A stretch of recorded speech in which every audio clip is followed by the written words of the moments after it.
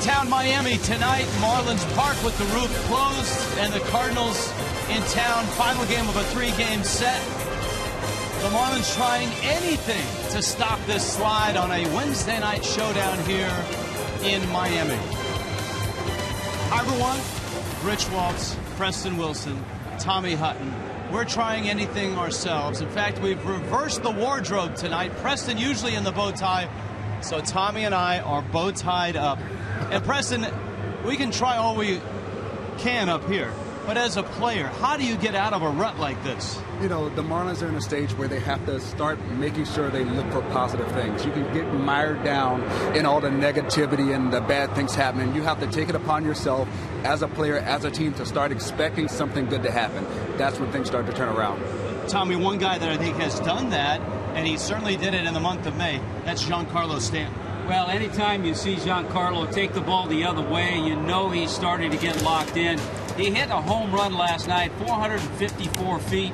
He let the fastball get to him. He reacted, and with his power, he could hit home runs to center field in any ballpark in baseball. He also took a double down the line. So all good signs from Giancarlo. You just want to see him continue that for about a week or 10 days in a row. The Marlins now will send Anibal Sanchez to the mound. One of the odd things about Sanchez this year, he's got the lowest run support in all of baseball. Any explanation for that, guys? Sometimes it's just the luck of the draw. You know, I've seen guys who are ace starting pitchers that can't get run support. I've seen guys who've been the number 5 starter on the staff can't get run support. It just happens like that to some guys on some years. Well, so far, Rich, the pitching's been pretty good, the starting pitching in this last 4 games. So Sanchez wants to continue that on, and he goes up against a guy the Marlins have never seen. Yeah, he goes up against Joe Kelly. Wait a minute. They did see him. Extra innings, infield hit. I didn't mean doing that.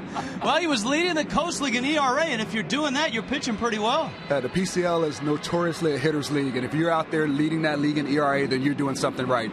We have our bow ties on. Preston's got his fingers crossed.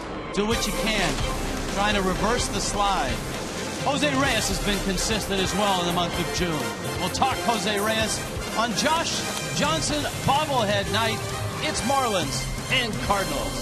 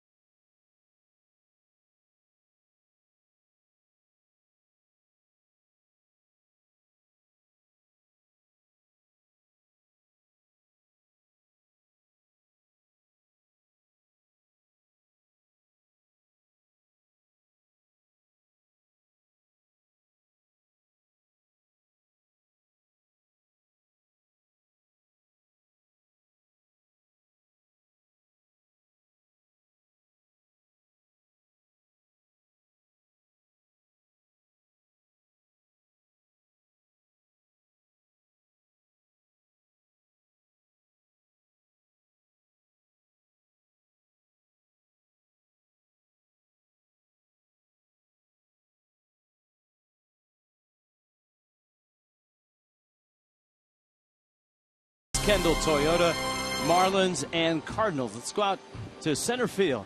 Craig Minervini, Jeff Conine. On a happy birthday night for Jeff Conine.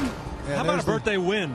And that's what I want for my birthday. That would be a nice gift. Hopefully the Marlins can give you that, and Marlin fans here as they try to take on the St. Louis Cardinals and win one of the series. One guy who may be key if they do win that is Jose Reyes. We've seen some signs in this series that you'd like to see. Jose isn't where he wants to be, Jeff, but he's a big catalyst, and if he gets going, you have a feeling the offense is going to follow. Yeah, we're talking about the National League batting champion last year, and I don't think the Marlins care about how he gets on base as long as he's on base, because he's really can create havoc, and that's why he's at the top of the order. He's got tremendous speed.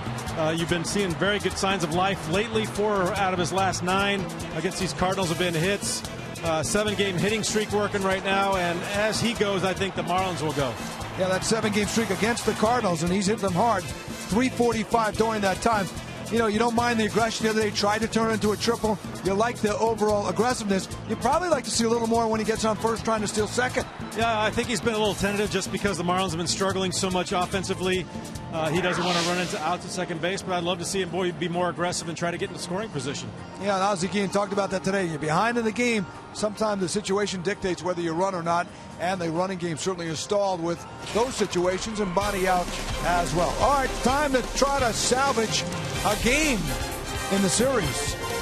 Marlins and the Cardinals getting ready for Game 3. It's a Joe Kelly, Anibal Sanchez matchup, and Rich, Tommy, and Preston have the call next.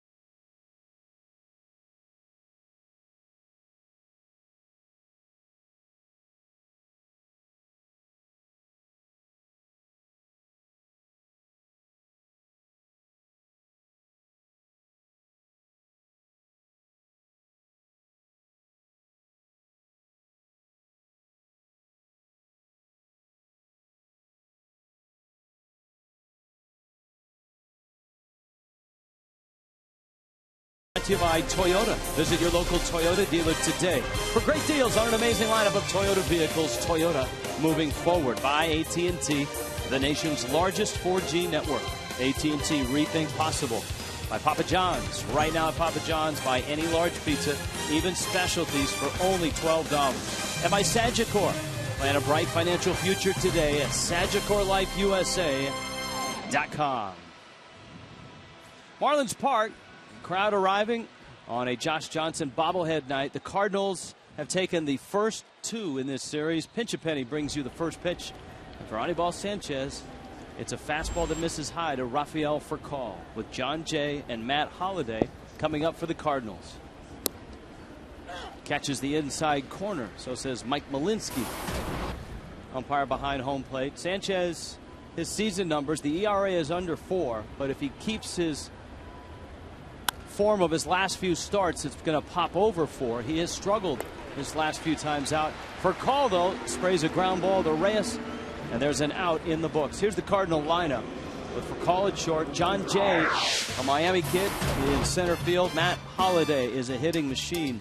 Carlos Beltran's having a terrific year. David Freese, the postseason hero. Our first look at Matt Carpenter, a good-looking young prospect. They really like this guy. Tyler Greene at second. Tony Cruz, the catcher. And the pitcher, Joe Kelly, hits ninth. And here is John Jay's 2 for 8 in this series. I was down on the field doing BP today, and the coaches really think a lot of this guy. They love the fact that he takes responsibility of the team in the outfield. When they go play a game, the coaches don't have to worry about moving guys around. He has taken that upon himself already in his career to do that. For a 27-year-old who's in his second full season in the big leagues, that's saying a lot. Well, that he's far above and ahead of the curve, because that's taking on responsibility that you don't have to, but that's the willingness to want to know your responsibility and everyone else's. It makes the coach's job so much easier when you have a guy like that.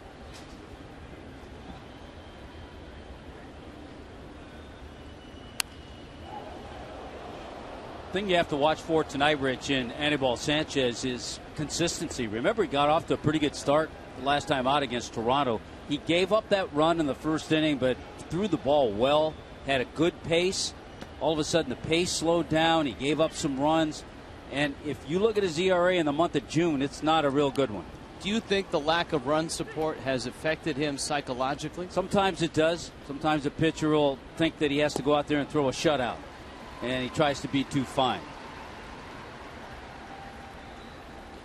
Defensively, Coventry Healthcare brings you the Marlins defense. Well, we'll check it out. A few changes with Greg Dobbs and Justin Ruggiano in the outfield. Stanton still in right.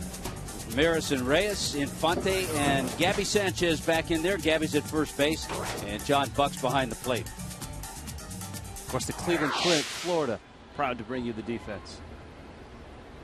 This would be Matt Holliday.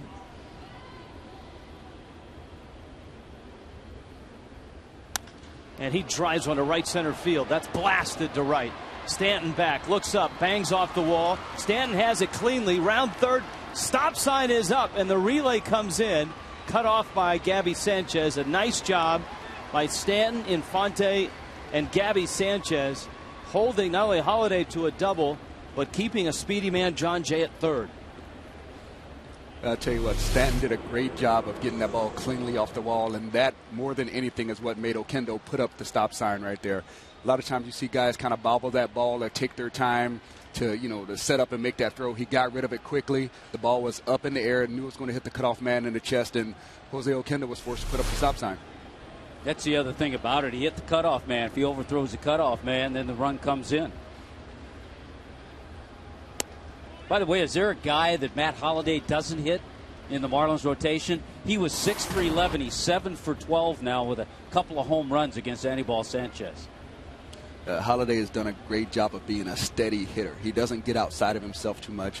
He tries to use the big part of the field. He loves hitting the ball gap to gap, and he keeps himself in a chance to drive the ball, because he's not just trying to pull the ball and coming off the breaking balls and change-ups. I think if the Terminator were to come back to earth as a hitter, it would look like Matt Holliday. He grinds as well as anybody up there. I mean, he is like a hitting robot. 2-0 pitch for Beltran. And Sanchez working from behind now.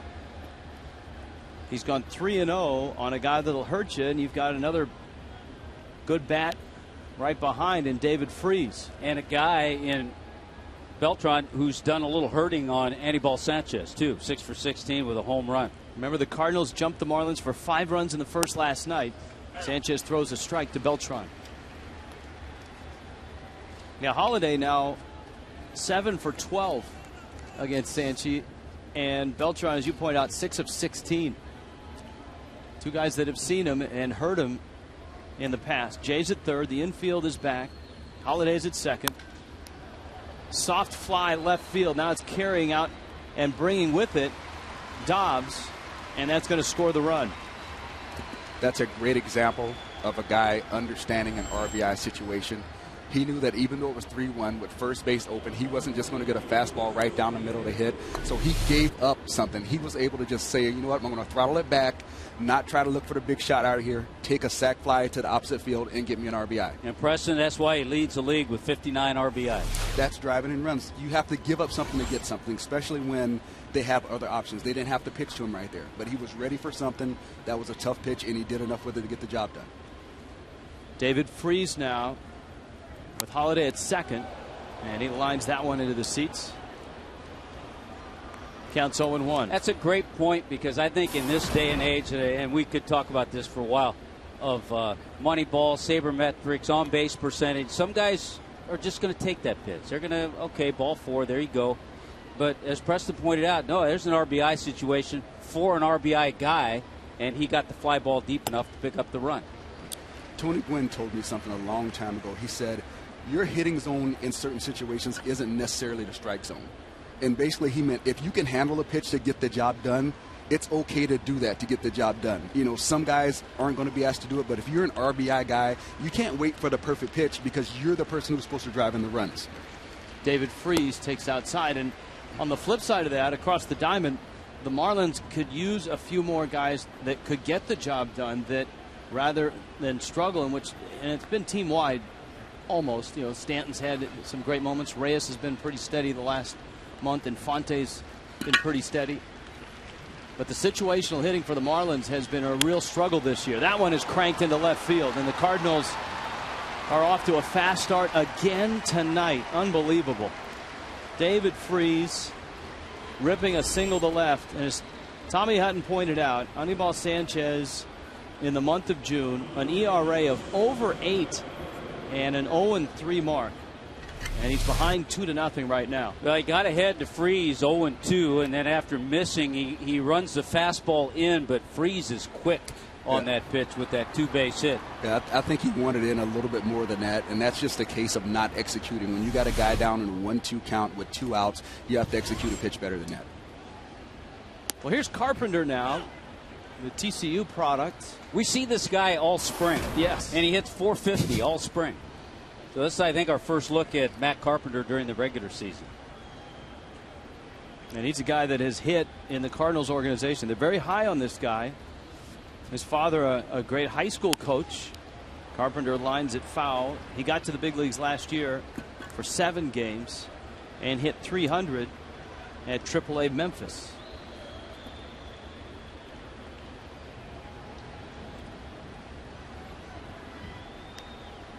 The one thing I'm impressed about with the Cardinals' young players is the way they go about their business. Even just in batting practice, you see the way they take the ground balls in the outfield or the infield. Everything they do has a purpose. And that's why teams like the Cardinals don't beat themselves. Carpenter in a right field. That's a base hit. Stanton has it. Runner coming home. Here's the throw, and he is out. Buck holds on. Freese out at the plate. Giancarlo Stanton delivered. It was a tricky hop for Buck, but he picked it, blocked the plate, and got the ball, the tag, on David Freese. The Cardinals on top early, 2-0.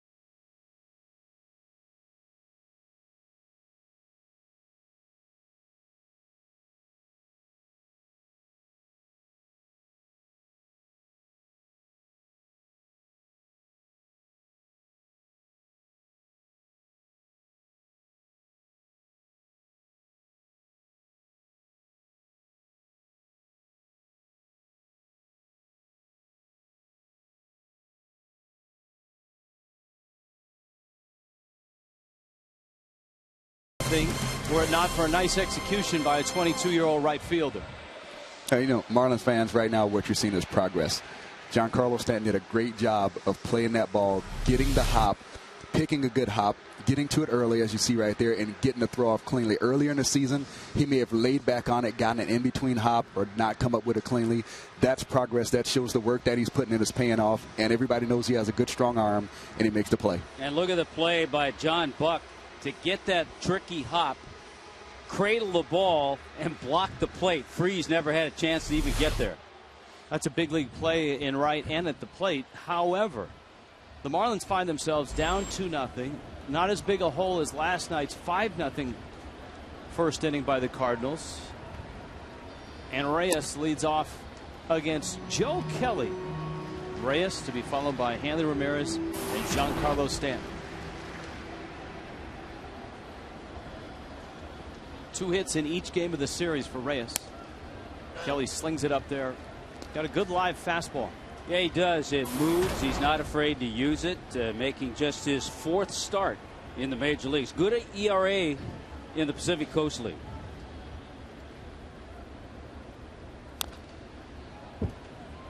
Reyes just gets a piece of it. And the count's 1-2.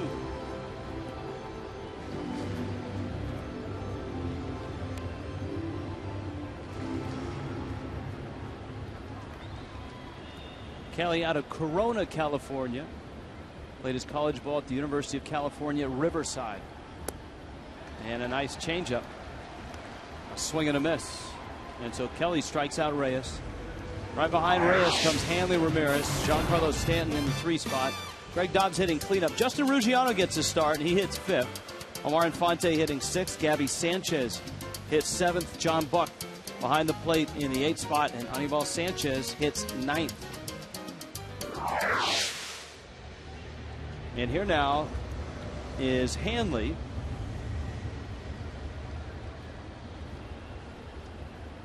Hanley an 0 for 3 last night. He had a couple of hits in the first game of the series.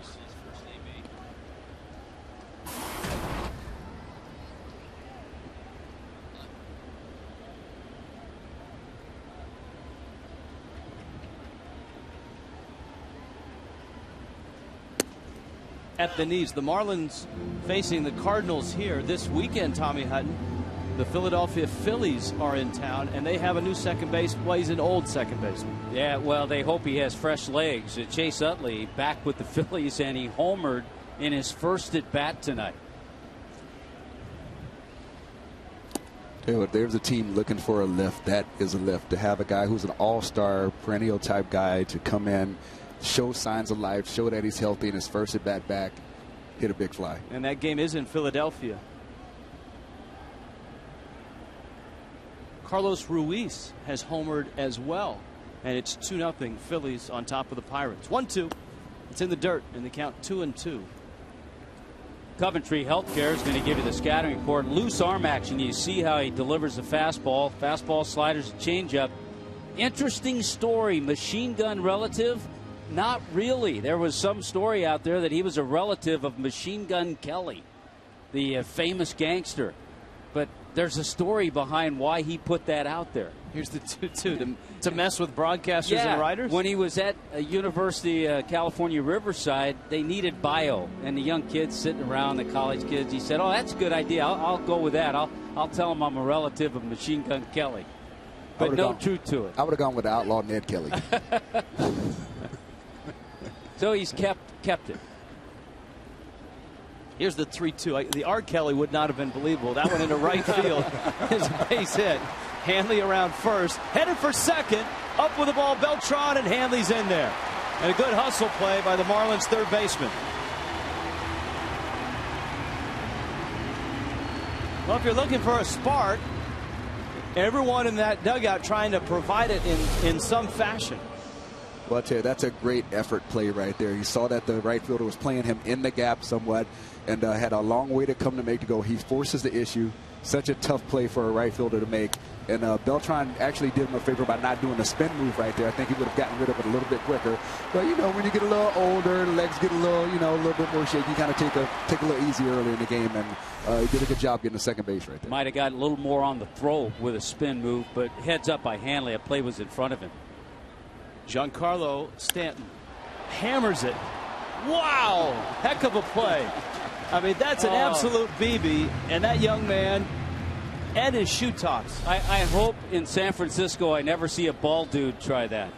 We have, and he's ended up wearing the mound as a hat a few times. Wow. I mean, he just did that so cool. Never stopped chewing his gum. Like, yeah, that was a line drive off Giancarlo Stanton's bat. I got it. Don't worry about it. That's what I'm over here for. They scouted me. Breaking ball and a check swing. Got a piece of the bat, and Kelly's out in front. 0-2. Stan last night, a home run, a double, a couple of fly ball outs. Drove in a run in game 1 of the series. Cardinals an 8-7 win in game 1. Of course, the Marlins coughed up a 4-run lead in the 9th, and then last night it was all Kyle Loesch after 5 unearned runs against Carlos Zambrano in the first. And Stanton ends up chasing a breaking ball in the dirt. Preston, how do you, for a power hitter, teach to a guy like Giancarlo identifying pitches? Well, to me, identifying pitches starts with being ready to hit on time. That's the biggest thing. I think that's every young hitter's biggest mistake is they get ready to hit too late. And what I mean by get ready to hit, it's from the point where your front foot hits the ground, that's when you recognize the ball. Not from just when you're standing still, but when your front foot hits the ground and you're ready to launch your swing, that's your recognition point. And if you do that late, it's going to look like that last swing where you swing at the ball before it gets there, or you swing at a ball that you have no business swinging at. I think that's going to start the process of recognizing pitches. Just get ready early enough. Greg Dobbs now. Hanley Ramirez at second base. Joe Kelly to the plate. Dobbs hits a slow roller to second, and the double by Hanley wasted here in the first. Joe Kelly and the Cardinals up 2-0.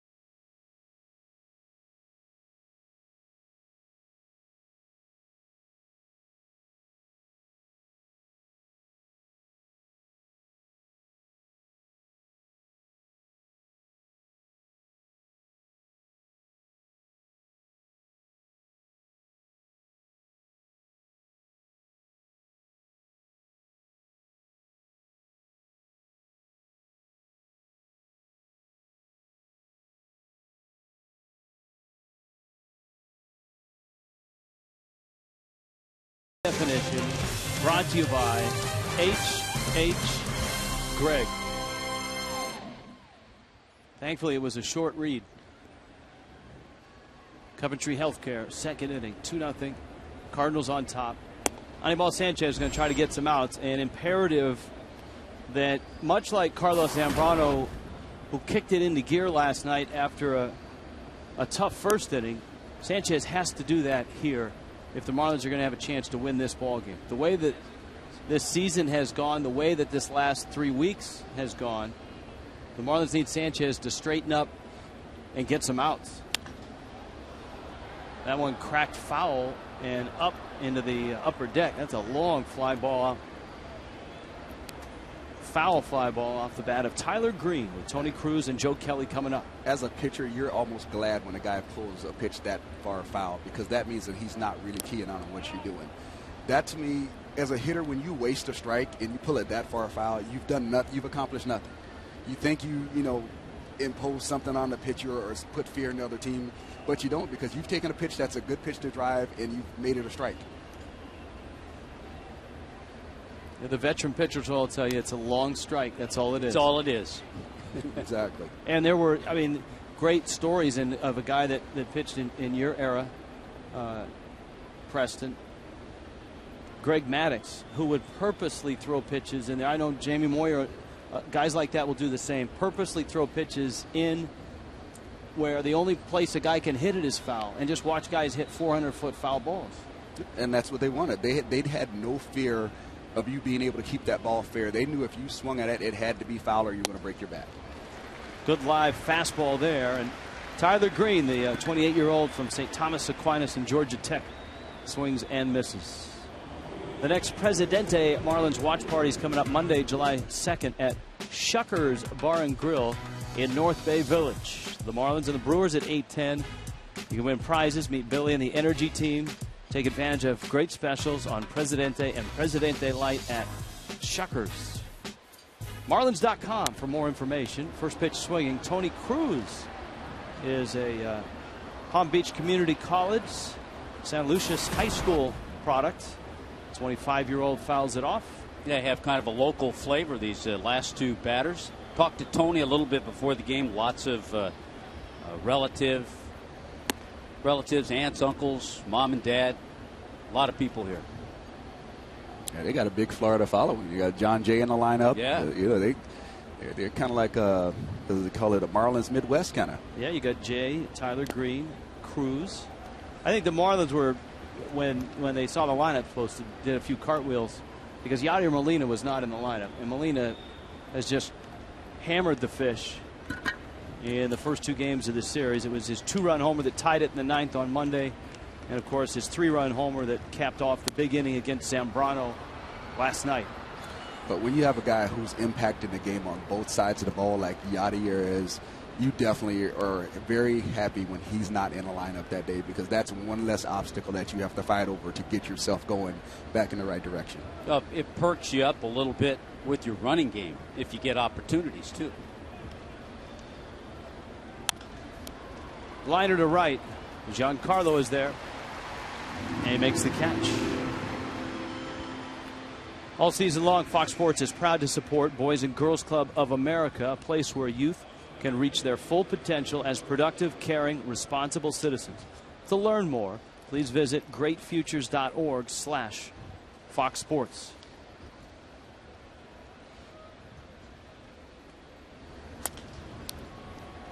Just what Anibal Sanchez needed. A nice tidy 1-2-3. 11 pitch inning for Sanchez. 2-0 St. Louis.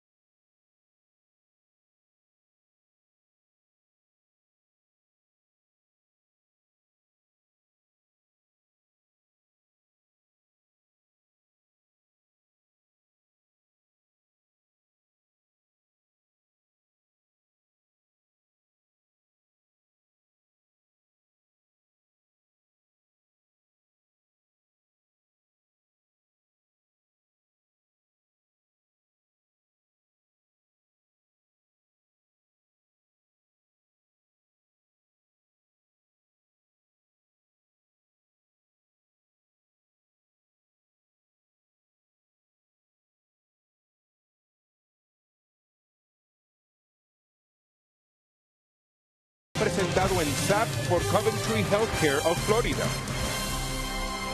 In Miami tonight, the Cardinals are off to a 2-0 start. Rich Waltz, along with Preston Wilson and Tommy Hutton. Tommy will now take you through a tour of the my best. St. Louis defense. I'll do my best, Rich and Preston. Matt Holliday, John Jay, and BELTRAN. And this is brought to you by Cleveland Clinic. David FREESE for call. Tyler Greene gets the start at second. Carpenter is at first, and Tony Cruz behind the plate.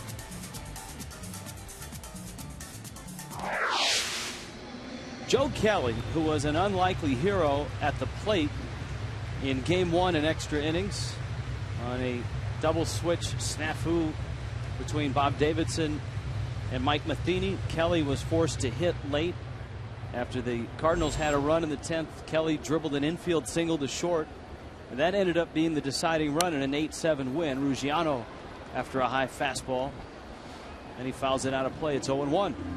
Well, guys, you know, I haven't been here since Ruggiano was really coming in, gotten a lot of player time. But I'm going to tell you guys how I feel about him anyway. You know, that's what you're here for. That's exactly what I'm here for. And I'll tell you what, I like him. I like the fact that he's aggressive. If he makes a mistake, it's an aggressive mistake. He doesn't back down from at-bats. You know, I see him as a guy who's willing to accept any challenge that Ozzie puts in front of him. And I like seeing him on the field. And you got to want to have a guy like him on the field just because he gives you that. He gives you that, you know, he wants to be out there. And you need, especially when a team is struggling, you need to make sure that everybody's pulling in the same direction. And he's the type of guy that other guys can kind of draw some energy from and, you know, say, look, he's going out there getting after every play, every pitch. And I don't like him because he plays center field. I like him because I play center field. Here's the 1-2. And it's inside. Well, from everything the Marlins have seen, they like him as well. He really has performed well as a pinch hitter, as a starter. And the fact that he can play center and he can play on either of the corner spots as well makes him a valuable piece right now. He jumps on that ball but didn't get all of it out to center. Jay is there and he makes the catch. First out, bottom second. A reminder, this copyrighted telecast presented by the authority of the Miami Marlins may not be reproduced or retransmitted in any form, and the accounts and descriptions of this game may not be disseminated without the express written consent of the Miami Marlins. A lot has happened already in baseball today. The Giants have caught the Dodgers, and they did it with back-to-back gems. Madison Bumgarner last night. Tim Lincecum ends a 10-start winless streak with 8 strikeouts in 7 shutout innings. The Giants shut out the Dodgers 3-0. You know, right now, if I'm the Dodgers, I'm starting to get a little worried. Vogelsong, Zito, Bumgarner, Kane. Lincecum seems to be back with his start today. 1-0 pitch to Infante, and he pulls it foul. How about the Mets today at Wrigley Field? The Mets 17 runs on 16 hits, a 17-1 win over the Cubs. Daniel Murphy hit a pair of homers. Ike Davis a 3-run shot. Scott Hairston a big home run as well. Rich, Murphy did not have a home run going into that game, and he hit 2. He had 4 RBIs. Scott Hairston had 4 RBIs. Ike Davis had 4 RBIs, and David Wright had 5. I'll tell you one thing. They got some good pitchers there in Chicago, but there aren't many better places to hit in the major leagues than when it warms up in Chicago and Wrigley Field. And that wind was blowing out. Oh, man, it's a wonderful. It's just as bad when it's blowing in against you, but when it's blowing out and you go there, you just, all I got to do is hit it. The amazing thing about that, the Cubs only scored 1 run. Well, whenever they were hitting, the wind was blowing in. 2 outs, and here comes Gabby Sanchez. Speaking of warm, the Marlins are headed into that on the road trip, headed to Milwaukee and to St. Louis. It was warm in Minneapolis today, so much so that the White Sox had 21 hits and 12 runs as they beat the Twins 12-5. 3-run homer by Adam Dunn, a couple RBIs for Kevin Youkilis. Kelly off the mound, good athlete, but his throw pulls Carpenter off the bag, and Gabby's got an infield hit. Guys, you need them. When you get a hit like that, that's a big thing. You're struggling, you're not getting the production you want out of your at-bats. Just something like that gets you through the day. Yeah, you might be, as you're headed up the line, you might be thinking about the line drives you hit at guys. And an infield base hit like that, you hope that sets Gabby off a little. Tommy, let me give you a brief view of what he's thinking running down the line. He's going slip, fall, bad throw, trip. Just a piece of grass come up. Anything bad to happen for him to get hit, that's what he's thinking running down the line. And he gets the hit. He doesn't run that well, so he's got a little bit more time than some other people Rich, think about it. I was looking at temperatures. Tomorrow in St. Louis is going to be 106. And the Cardinals are going to come out and take a look at Joe Kelly, Mike Matheny, their manager, just to make sure. And Kelly talking to the Cardinal trainer, home plate umpire Mike Malinsky's out there as well. It's been a 24, 36-hour period of bad news for pitchers around baseball. Just today, Andy Pettitte of the Yankees took a shot off his ankle, broken ankle. He's going to miss 6 to 8 weeks. The night before, they put CC Sabathia on the disabled list. Daniel Hudson of the Arizona Diamondbacks, not good news. Ulnar collateral ligament damage. So that could be Tommy John.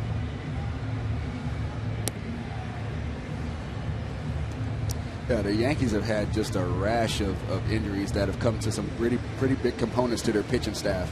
That's a club that's going to feel those losses. You got Pettitte, who was coming in, giving them some good quality innings, quality starts, and not just because he's a good pitcher. He's really one of the best men in baseball as far as person-wise. You hate to see that happen to him or anybody else get injured, especially in the meat of the season like this when everybody's going after it. John Buck now with Gabby Sanchez at first. You've just joined us. The Cardinals got 2 in the first against Anibal Sanchez. Marlins got a double from Hanley Ramirez in the bottom of the first, but Kelly worked out of it by striking out Stanton and getting Dobbs to bounce out. And Buck takes a rip. The count is 0-1. John Buck has a couple of hits in this series. In game 1, Buck was on base the whole night. He scored 3 runs. He had 2 hits. He walked twice in that ball game. Last night he was 0 for 3. He had some company though. Kyle Loesch was pretty darn good last night. What people don't realize is Kyle Loesch has been one of the better right-handed starters in the major leagues for quite some time. He had some injury problems there at the end of the Minnesota time, but great guy, great pitcher, great changeup. And Kelly finishes the inning.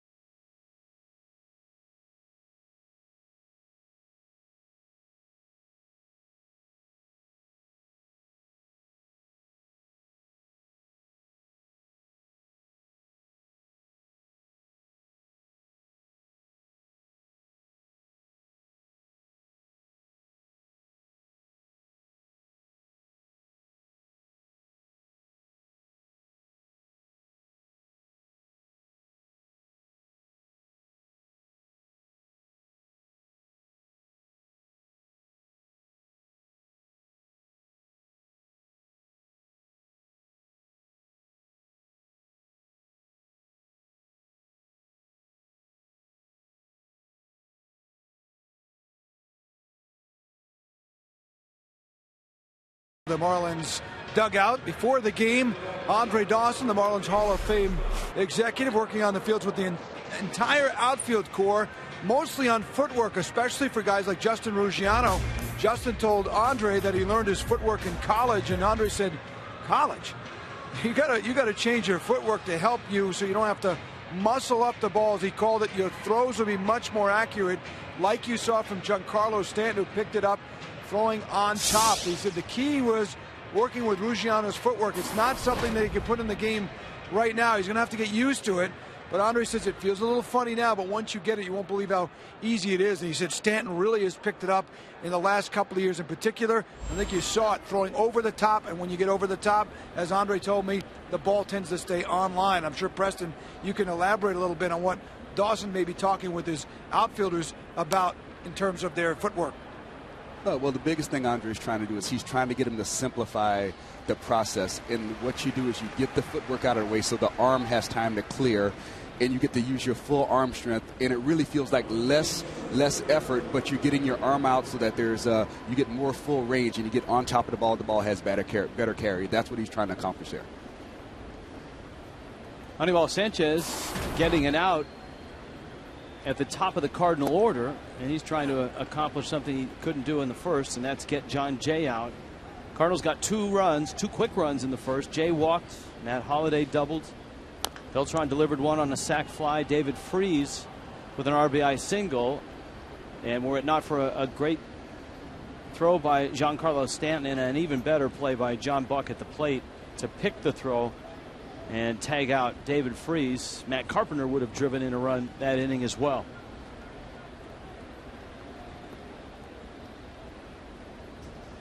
One and two to Jay.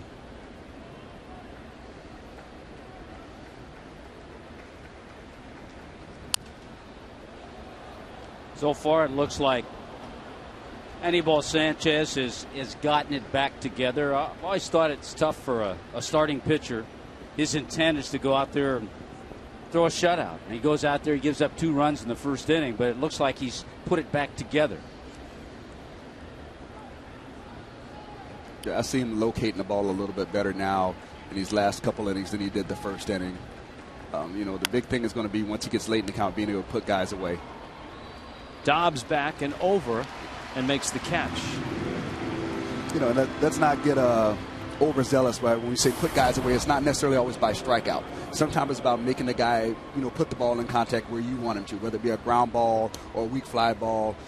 Pitching to contact or putting the guy away is just as good as a strikeout. Now the cyborg known as Matt Holliday stands in, and he crushed a double off the wall in right center back in the first. 7 for 12 in his career against Sanchez. He goes after a breaking ball, sends it to center. Ruggiano is there and makes the catch. That is an 8-pitch inning. Look out. Oh, the beer.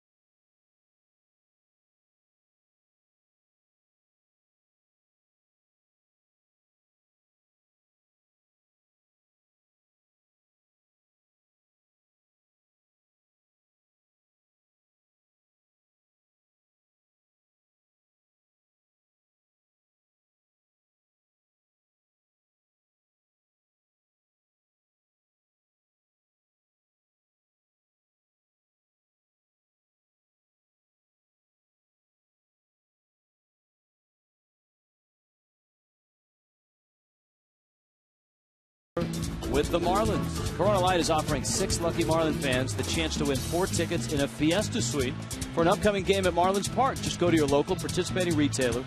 Look for the Corona light display for details on how to enter and win. Relax responsibly. In Miami tonight, the Marlins trying to get out of this rut. The Cardinals taking the first 2 games. Bishop drops 17 of 20.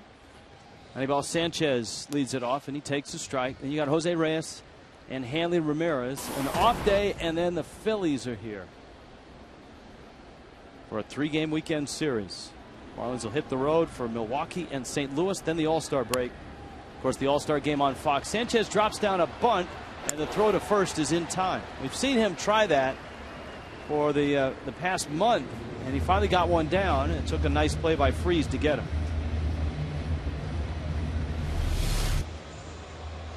Pretty good punt, just a little bit too hard, and Freeze comes in with the bare hand and made it look easy. Made it look like Scott Rowland when he was a Cardinal.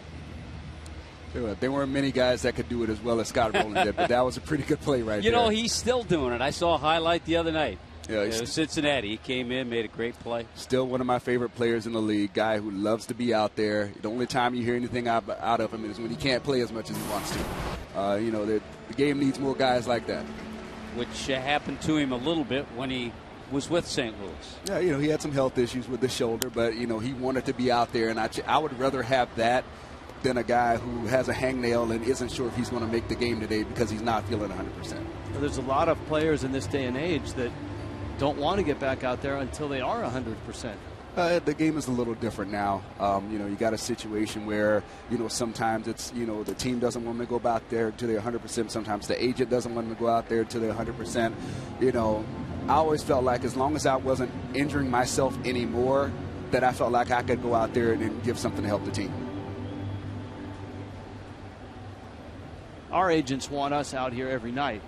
Well, actually, I've heard your agent say you need to back off a little bit. He said you were looking a little peaked the other day, and he said that maybe you need to pull back a little bit, take a day off. So, you know, I don't know. If he could get me a day off, I'm all for it. Here's the 1-2, and it's outside, 97 miles an hour from Kelly. That's something that this kid has, guys, that you don't realize watching him. He can dial it up into the high 90s. Yeah, he's about 6'1", maybe, probably 175, 180, and gets it up there. See, I think that's where the machine gun Kelly legend works with him. Yeah, and I think that's why he wanted to keep it, because he liked that. He liked that mystique. I mean, if you can throw in the mid-90s and, you know, you got anything associated with some firepower, I think it's a good idea to get that in your name. Here's the 3-2 pitch to Reyes. Reyes, right center field, and Jay is there, makes the catch. The slide that the Marlins are on right now has brought them into the basement of the National League East. Brought to you by Tico, the People's Gas. And the Phillies, as we noted in action tonight, they had a 2-0 lead on the home runs by Utley and Ruiz. But Pittsburgh has scored 3 times, and the Pirates lead the Phillies 3-2. In the third, it's Phillies and Marlins on Friday night. You would have to think that just getting Utley back psychologically is good for the Philadelphia Ball Club. Josh Johnson, whose bobblehead was given away tonight before this ball game, is going on Friday night. Rumor has it it's Cliff Lee on Friday night. Yeah, the unofficial rotation is Lee, Cole Hamels, and Joe Blanton.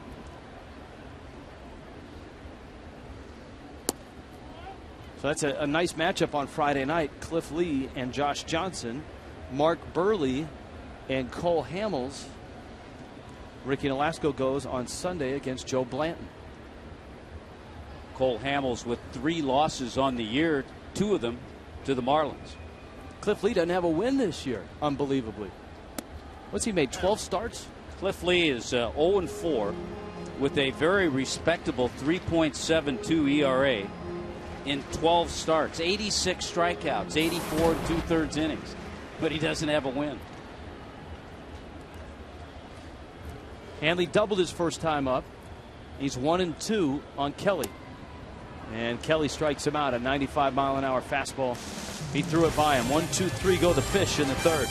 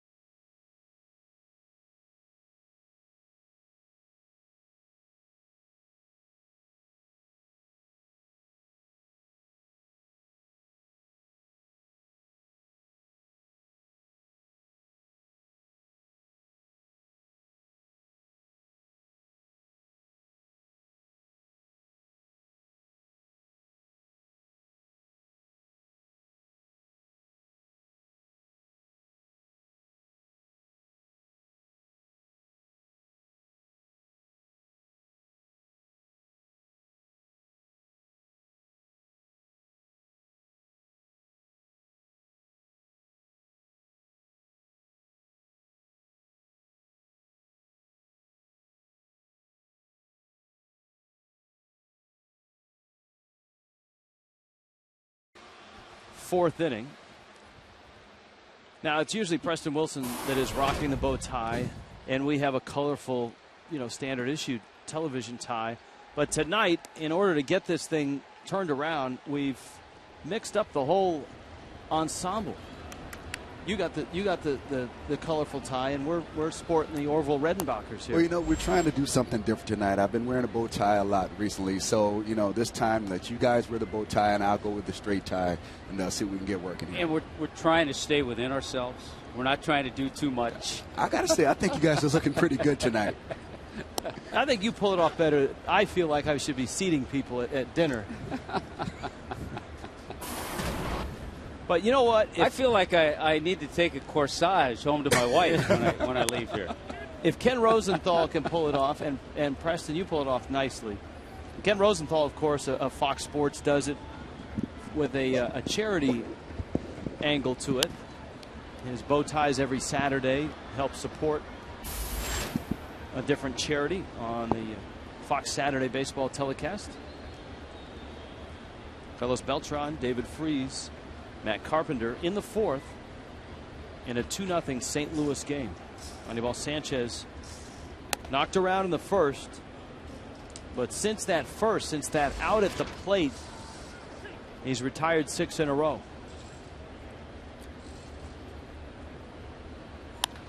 Breaking ball, Beltran hits it well, but Infante scoots over and makes the play.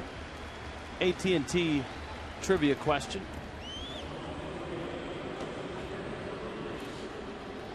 Cardinals Marlins, most career hits against the Marlins for the Cardinals. Most career hits against the Marlins for the Cardinals. So you have to, this is where timeline becomes important. You have to, begin in 93.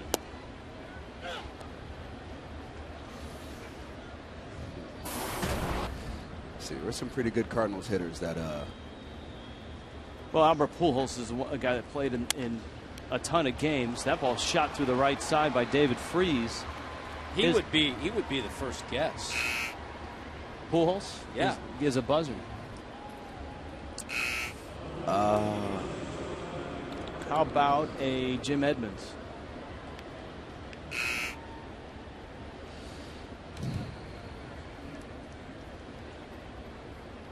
Well, we know that Holiday's done major damage, but that's not as a Cardinal. Right. Most of it was as a Rocky. He still has hit him well as a Cardinal. Ray Lankford. He had a few good years here with St. Louis. Ray Lankford. Holy cow. Dobbs over to get it.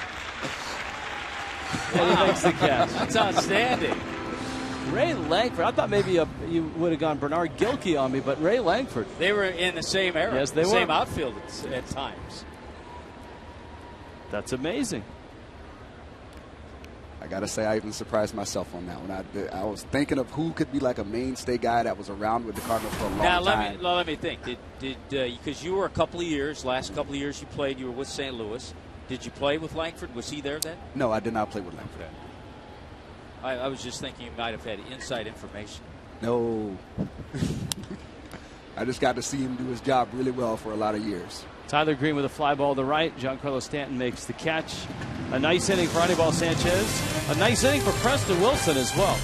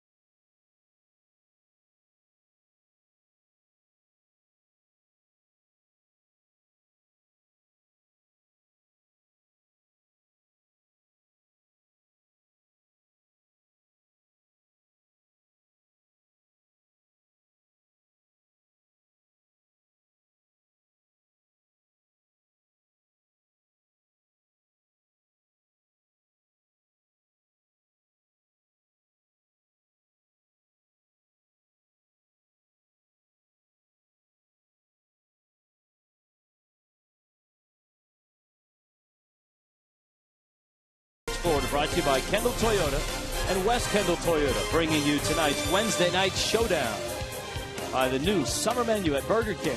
Let's have a barbecue today, and by Bennett Auto Supply. Our prices bring you in, and our people bring you back.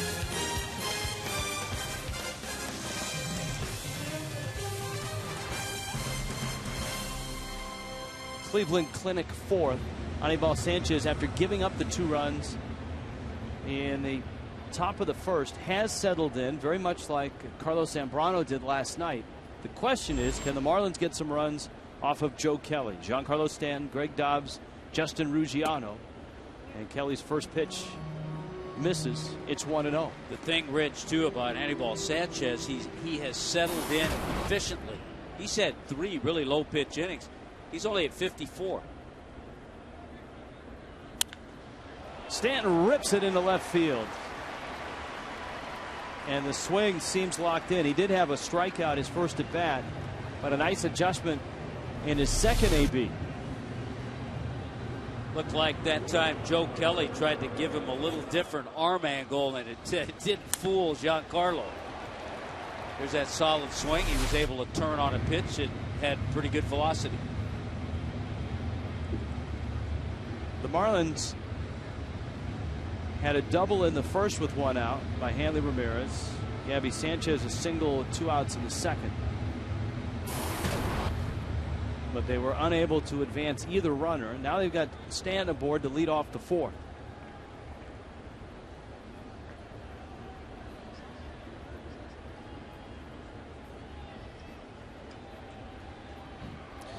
You know, you got to wonder when a guy has a success against Giancarlo Stanton and strikes him out his first at bat, and he comes back and tries to trick him the next time.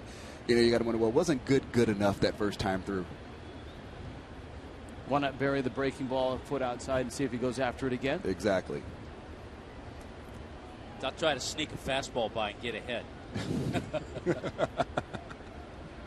Well, remember the fastball he threw to him in the first at bat. He nearly hit it through the ball boy down there in left field. The kid made a terrific play on a laser beam. Yeah, you know, and he should have been happy with that. Still a strike. Helped him out. Ball boy may need some ice, but strike for Kelly. Great play, though. Dobbs up there with the count 0-1. Greg Dobbs, our Cholula Spotlight Player of the Night, born in Los Angeles. Drafted by Seattle and Houston. Did not sign. Childhood baseball heroes Will Clark, Ken Griffey Jr. got to the big leagues with Seattle.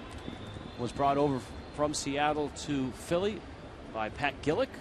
All right, I just saw a grinder like Matt Holliday, Will Clark. Will Clark, yes. You see Matt Holliday grit his teeth. Square jaw. Will Clark had that look, too, when he stepped up to the plate. I think they would call that ornery. He looked real ornery at the ball, at the plate. Count 1-2. Dobbs bounced to second back in the first. Marlins did not lead last night.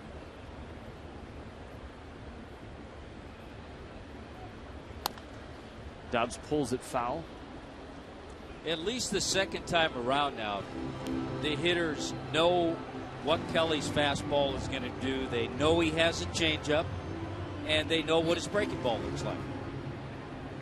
Yeah, anytime you see a guy for your first time, if you haven't faced him on the mound, it's really tough to understand what his release point is, what kind of action his pitches have on it. And now that you've seen him once, now you get a better idea. And, you know, you look for the guys that have a better approach or, you know, at least see the ball better this time through.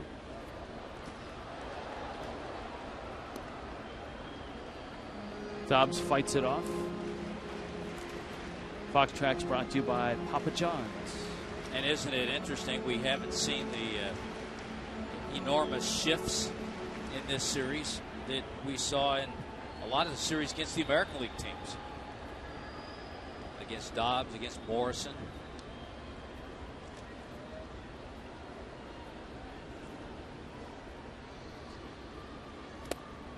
in the dirt. Cruz has to dig it out. I see a lot of shading in their outfield play. Matt Holliday is way towards the left field line.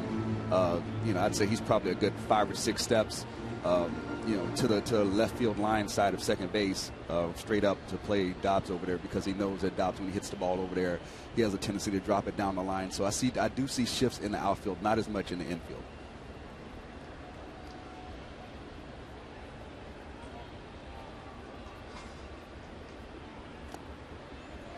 Another pitch in the dirt. In every ballpark.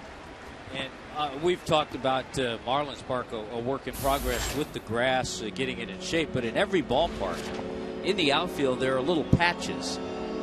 And that's usually where the guys are going to stay. Well, you can see that there's the patch. And Holliday just shading a little bit beyond the patch. You know, Hanley was able to get that double earlier in the game because Beltran was playing way in the gap away from that patch over there. He's got him in right field. 3-2 coming. Roller up the middle, leads for call to the bag, and that's a double play. And that's the way things have been going for the Marlins. 2 outs. And we'll let Preston Wilson take a victory lap here. On the AT&T trivia answer, Ray Langford had 82 hits in 76 games from 93 to 2004. Thank you. Can we call down to the trainer room to get some ice for me, patting myself on the back right now? Trainer. Ruggiano takes a strike, and it's 0-1. So the Marlins have scattered 3 hits against Kelly. And he breaks Ruggiano's bat for call on the move, throws him out, and the Marlins are done quietly after the double play in the 4th.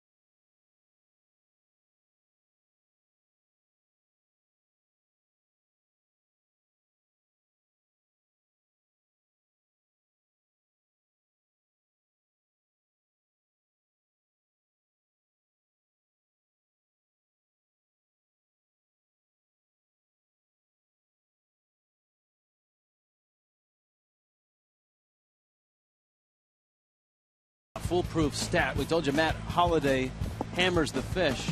Tonight's his 50th game against the Marlins. 13 homers, 42 driven in. He's hitting .359. His on-base percentage well over 400. The Cardinals have counted on Holliday. You can count on Just for Men Auto Stop for foolproof results. Let's check in after the Subway 5th score, 2-0. With Craig Minervini. Craig? Well, Rich, Matt Holliday's dad, Tom, has a unique connection to this area. He played for the University of Miami baseball team, and in 1974 was on the first Hurricanes team to ever go to the College World Series. They finished second that year. They still have a heavy college connection. His dad still is with the NC State program as a coach, as that liner goes in the direction of Stanton for a base hit for Tony Cruz. His brother Josh was an assistant at Vanderbilt. He played against NC State this past year, but Josh was just named the head coach at Oklahoma State, where Josh played for Tom the father, who used to be the head coach there. So a lot of college history, but a unique one connecting Tom Holliday to the Canes. Yep, good stuff. And when you hear the name Holliday, you think hitting. And you think of the damage that he's done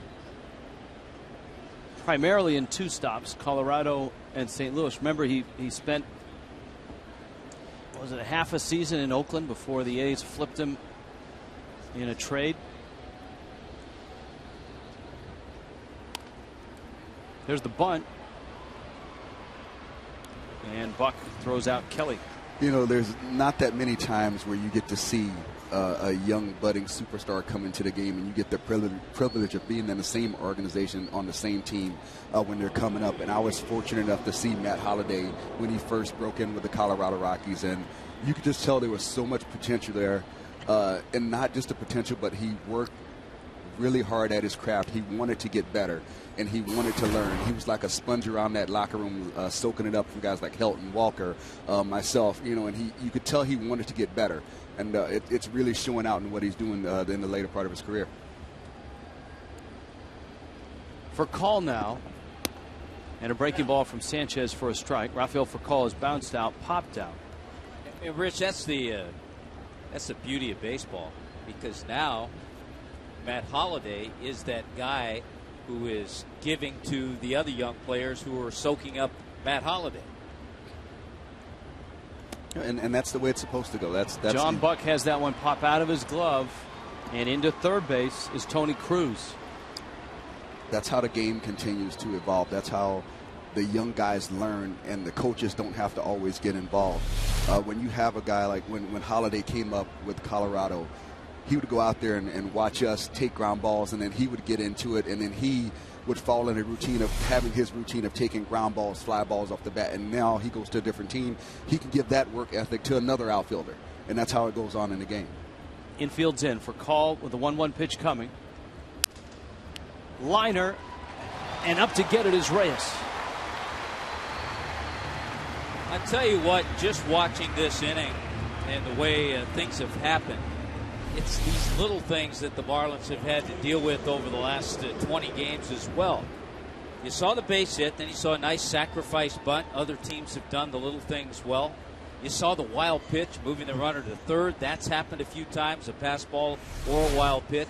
It's almost like this would be a moral victory if the Marlins get out of this inning without allowing the run to score.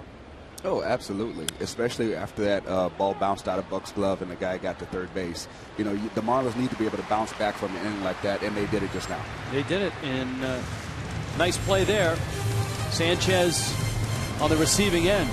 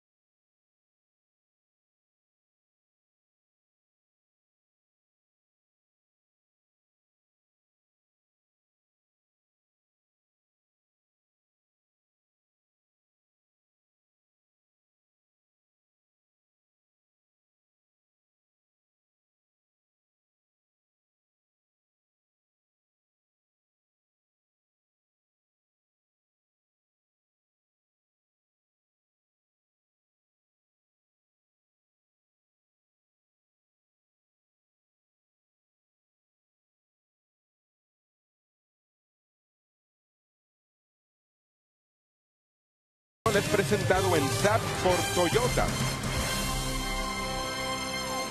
Cookie and Raul join us. What's now. up, guys? That's not Cookie. Richie, tell me how you guys doing. I know. Hey, Cookie. we brought in the heavy hitter. We've got Preston over here tonight. There's Hey. Cookie. Yeah, there you guys are. That's right. He's a good man. Play with his dad down in with the Mets. And also, one thing that I like to say is to Jeff Conine, happy birthday to you. Ah, yeah. Yes. That's Nice. right.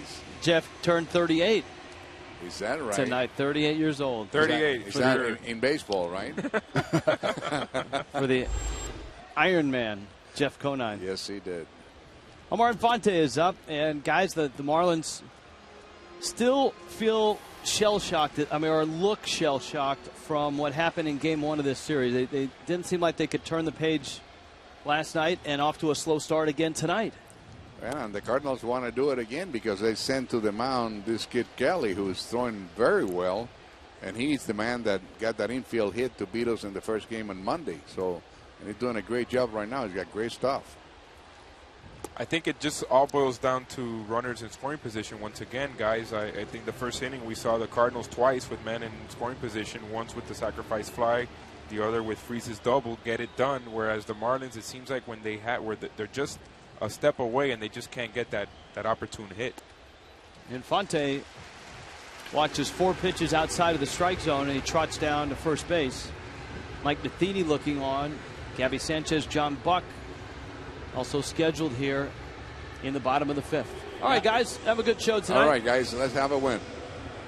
Now you're at the part of the batting order, too, where you might see Ozzie maybe get a little creative. Got some speed at first base in Infante. You don't have Molina behind the plate.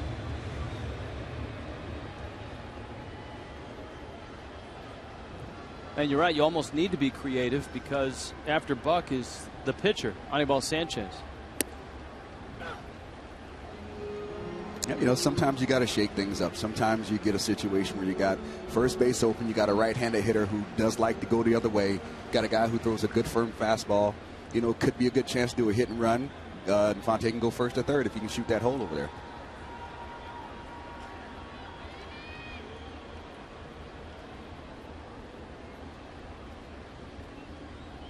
Joe Kelly's just 24. He spent last year in Single A and Double A. And he finds himself making his 4th big league start here. Yeah, the amazing thing in the minor leagues, he was 2-5. I mean, he had a good ERA, but he was 2-5. He was leading the Pacific Coast League in ERA at 2.86. Last year, pitched up the road at Roger Dean Stadium for the Palm Beach Cardinals. Was 5-2 in his 11 starts there before going up to Double A. You know, when I look at the Cardinals' defensive alignment right here, you really have to wonder if they're just not really going to try to throw Gabby a fastball away. With the second baseman playing that close to second base, it looks like everything hard they're going to try to go in. And even when they threw the pickoff over there to first base, the catcher set up away kind of as a decoy, you know, just to kind of give that illusion that they might be trying to go away. But it looks like everything's firm. They're going to try to keep Gabby from hitting that ball through that hole over there. How often as a hitter do you look at the defense to see maybe if that'll tip off what you might see? Oh, absolutely. Absolutely. You have to pay attention to all of that because they put those guys there for a reason. And if they have that guy closer to second base, then they're, you know, betting that you're going to hit the ball more to the middle or to the left field side of the field. So you got to pretty much think the fastball away isn't going to be a high priority for them to throw to you.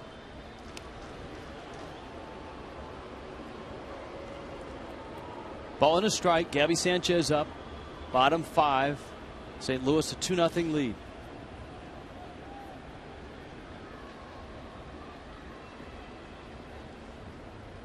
Marlins had their leadoff runner aboard in the 4th, but Kelly got a double play ball from Greg Dobbs. Bends one for a strike. 1-2. You know, and Freeze is actually, you know, he's pretty close to that line. He's not at the cut at third base. He's probably a step off the cut at third base. So there, you know, Gabby's got to look at the alignment. Really, all the Marlins hitters, you look around and the game gives you clues of what the other team is trying to do to you.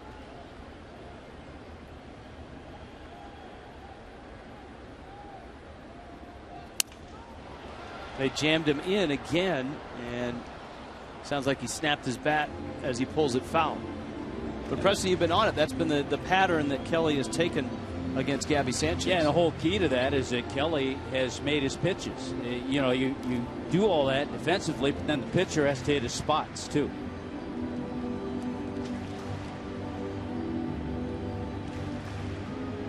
Well, ball and 2 strikes.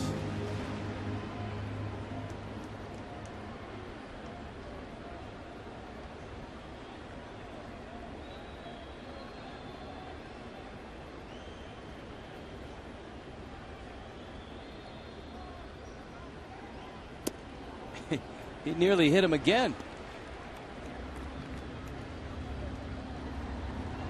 So it's in, and even more in for Joe Kelly.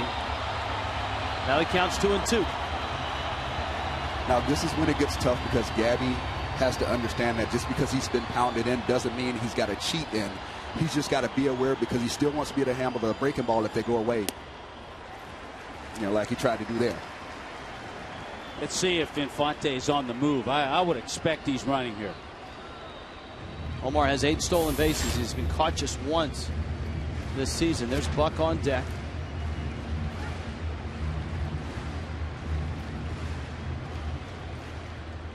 Matt Carpenter holding him. It's a great time for the run and move. I think it's a great call, Tommy. There he goes.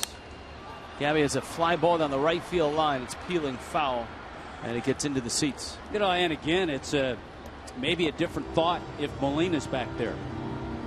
Not to say that Tony Cruz isn't a solid catcher, but it's a whole lot different when you have a guy like Yadier Molina back there. There's only one Yadier Molina. You know, just like there was only one Pudge. And you know the difference right away. You look at his chest protector, the Rawlings label. It's not gold. It's not gold on the chest protector. Yeah. I spent a lot of my career hitting the ball to guys that got those gold patches on their gloves. So I can tell you right now, it's not a good idea to be messing with those guys.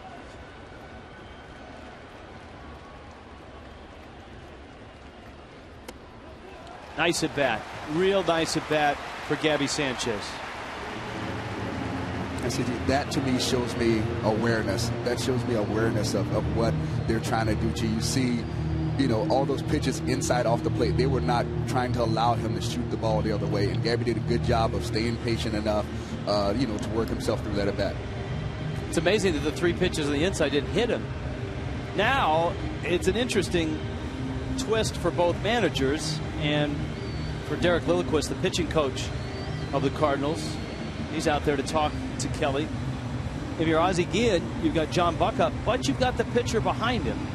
Yeah, you're not going to sacrifice here because, as you just pointed out, the next hitter is Anibal Sanchez.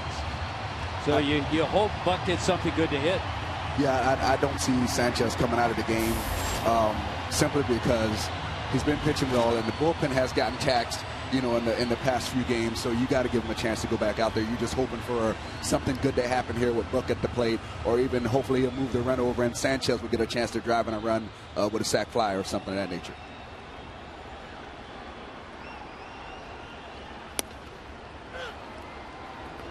Got a strike with a fastball on the inside part. Buck has homered on the homestand. Remember that the Marlins opened this homestand limping out of Boston and ran into the Toronto Blue Jays. Fish got a win on Sunday. Blue Jays won the first 2 games. Cardinals have won the first 2 games of this series. Buck up the middle, and it's into center field. That's a base hit. Infante around third on his way home, and he scores. For a moment, you thought to yourself, the way it's been going, that somehow Furcal would have made a tumbling stop and started a double play. But that ball scooted by him, and it's 2-1. Well, what Tommy said earlier actually played out right there. They wanted to go a little bit more in. That pitch got out over the plate. The pitcher mixed with location, and he was able to hit the ball away from the defense.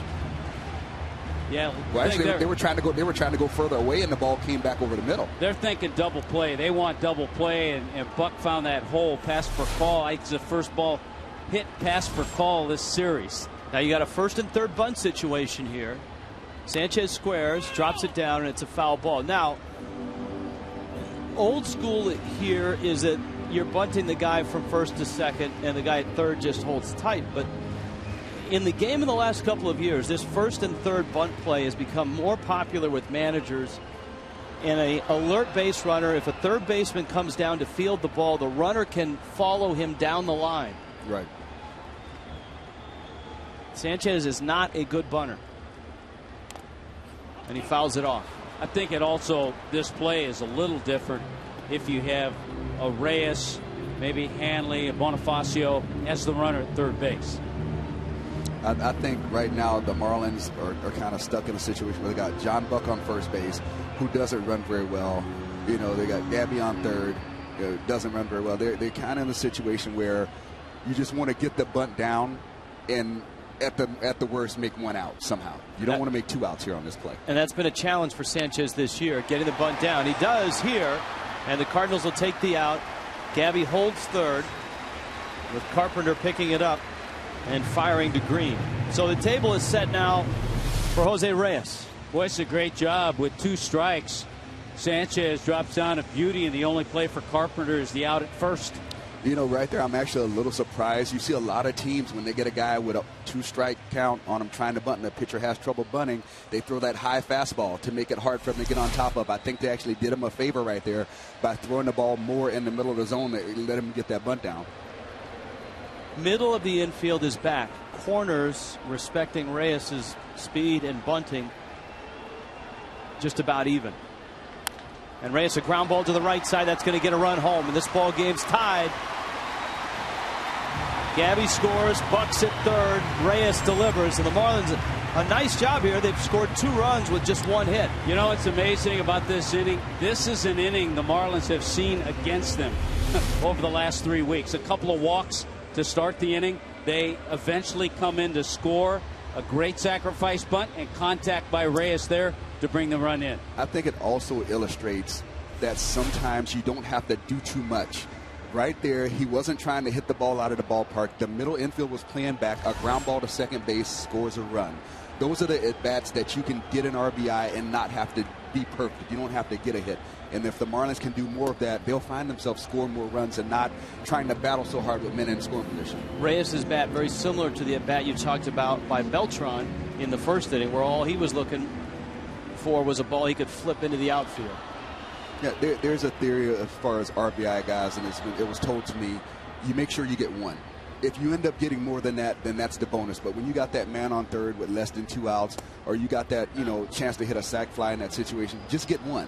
If you happen to hit it off the wall and hit a double, fine. But you're thinking, make sure you get 1 in that situation. Reyes did a great job right there. And the Ramirez hit a bloop double in the first inning, struck out in the third. The Marlins are hopeful that he can get some contact. You can see the numbers. It's been a real struggle with Hanley this year in this type of spot. Just 138. And he fouls it back. Is he guilty of trying to do too much in these spots, guys? Yeah, I think once you struggle at the beginning of the year, you start to try to press. But for a while there in the middle, Hanley was actually one of the better guys the Marlins had as far as RBI situations. Right now, I think he's a little lost in his approach. I see him trying something different pretty much every week, and I don't think he's found that comfort zone to feel like he can put a consistent swing out there, game in and game out, and hopefully he gets there. But right now, I don't see him as being comfortable. He actually looks a little lost in his approach to me. 1-2 coming.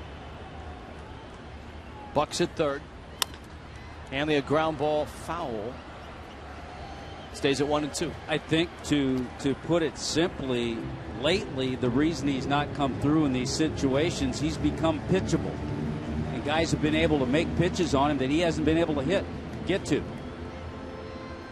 Yeah, it all kind of plays in. I think you're exactly right. When they smell that the blood in the water, those guys out there on the mound, they're not going to go with. They're going to attack what they see as a weakness, and it's up to you as a hitter to get that straightened out, to understand how to correct those things. And right now, Hanley, the process for him to correct those things is going kind of slow. 1-2. A piece of the breaking ball. The count stays at 1-2. The Marlins have a couple of runs here. In the bottom of the 5th, the Cardinals jump to a 2-0 lead in the first against Anibal Sanchez. Ozzie Guillen has seen Sanchez do much like Carlos Zambrano last night. After the 5-run first, Zambrano was outstanding the rest of the night. Sanchez has kept it at 2 runs. And now the Marlins have caught Joe Kelly. A chance to go ahead. Buck's 90 feet away, the 1-2. Breaking ball lined to left. Holiday in, and he almost came in too far. He reaches up and makes the catch. Marlins get a pair of runs on just a hit, and this game is tied at 2.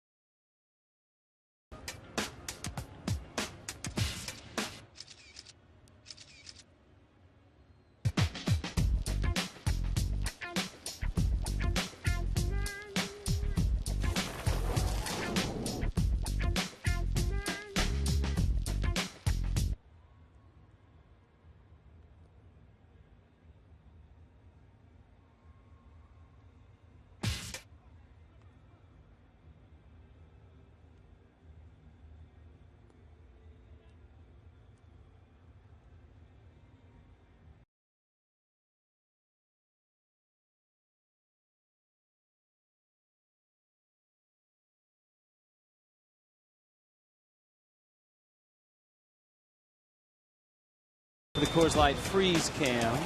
When you have an ice cold Coors Light, you want to protect it. But you want to make sure that it doesn't end up on your brand new golf shirt. Like that. Ooh. But it is cool and refreshing, that's for sure. The Coors Light freeze cam brought to you by Frost Brewed Coors Light. I think it was a new Tommy Bahama golf shirt, which washes, that'll wash right out. That's right. Matt Holliday, Carlos Beltran, and David Freese. Anibal Sanchez fires a strike. Holliday a double in the first. Fly to center in the third.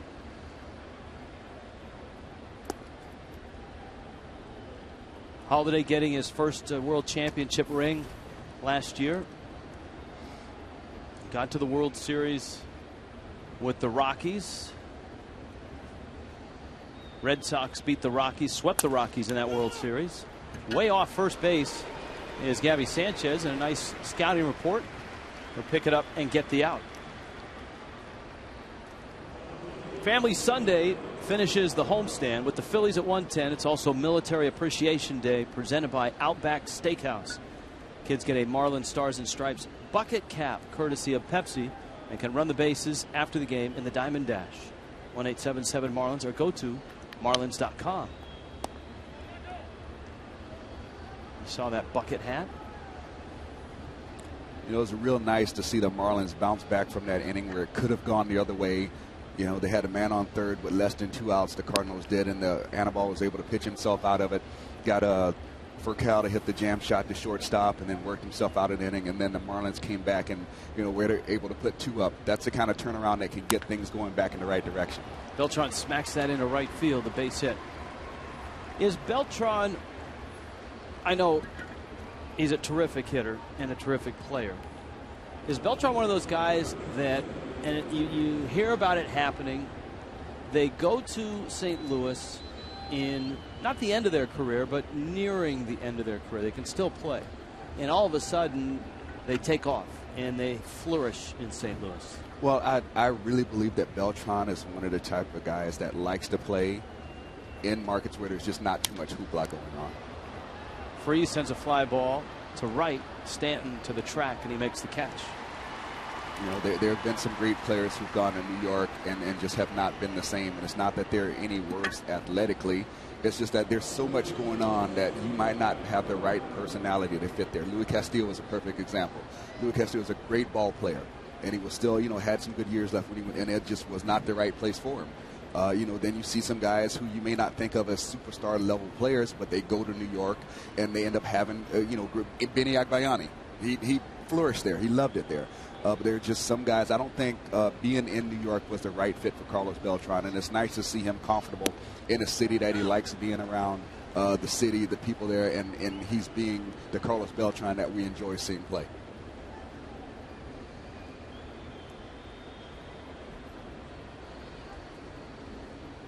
Matt Carpenter up.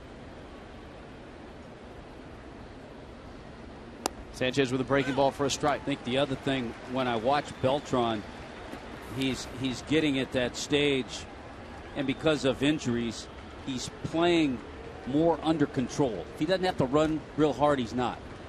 Because he wants to stay healthy, and that's the whole key. They know if they keep him healthy, he's going to produce.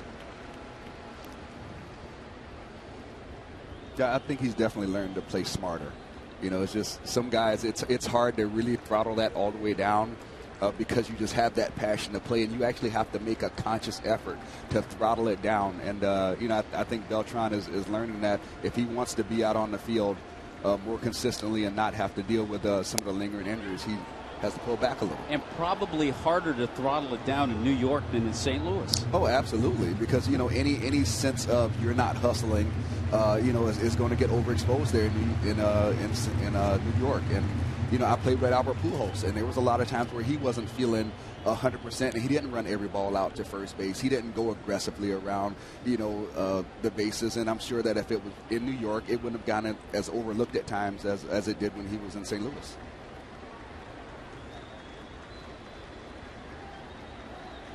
Matt Carpenter waiting. Anibal Sanchez with a 1-2 with Beltran at first. Sanchez misses away. Cardinals had 3 hits, a walk, sacrifice fly. They got 2 runs in that first inning. Since then, Sanchez has been a different pitcher. The fact that the Marlins have scored 2 runs, at least for Sanchez, is nice. In fact, that's more than he's been getting lately. His last 7 starts, the Marlins have scored a total of 6 runs for him. He doesn't know what it's like working in the 6th inning in a tie game. See Tyler Greene looking up from on deck. Lowest in the National League.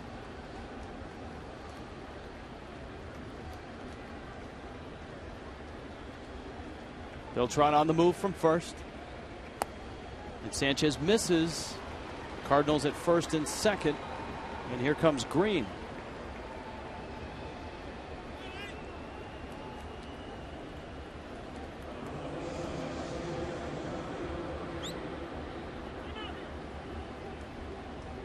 Tyler Greene, we've talked about him before. St. Thomas Aquinas, Georgia Tech All-American. Parts of 3 years with the big club. He was actually drafted out of high school, out of St. Thomas Aquinas, by the Braves in the 2nd round before he chose to head on to Georgia Tech.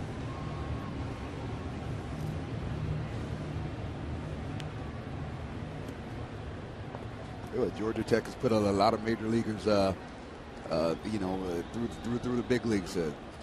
Jay Payton, Jason Varitek, Nomar Garcia-Parra, you know, just to name a few.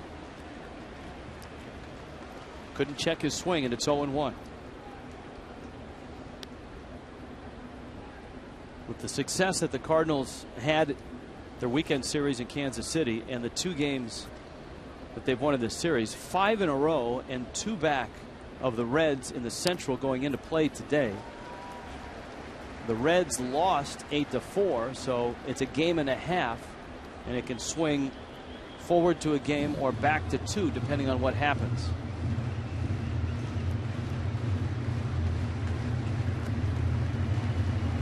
You know, this, you'd really like to see Anibal put this guy away, not necessarily this pitch, but the next pitch. Get him 0-2, maybe try to waste something, and then put him away with that forward pitch. Well, there's the waste pitch, so to speak. And it's 1-2. And he's still in good shape as far as the pitch count's concerned.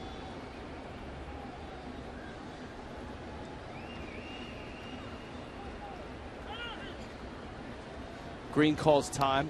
You can almost feel Anibal wanting to go hard in right here. And I don't know if him and John Buck are on the same page or not, but, you know, just watching, you can almost sense that he wanted to go in there. Misses low and away, and now the count's 2-2. Now, that's a key pitch, because the last thing you want is to go to a 3-2 count. I think Buck might have talked him out of it going in right there, but we'll see if he goes back in there this time. It looked like they went slider away. Yeah. I think I think Anibal was on one page and John Buck was on another page on that last pitch. Breaking ball got him. Got it. Buck tags him out. Greene goes around. Sanchez works out of it. Bottom of the 6th coming up in Miami. St. Louis, the Marlins, 2-2.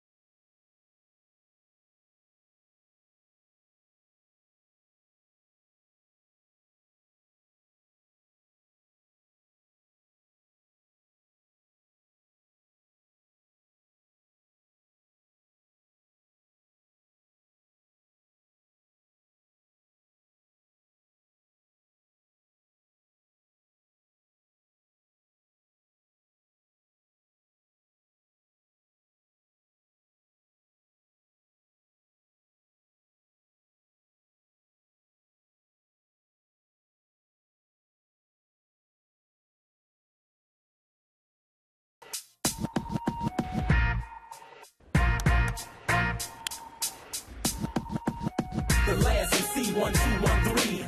The last is C1213. Okay. The last is C1213. The last is C1213.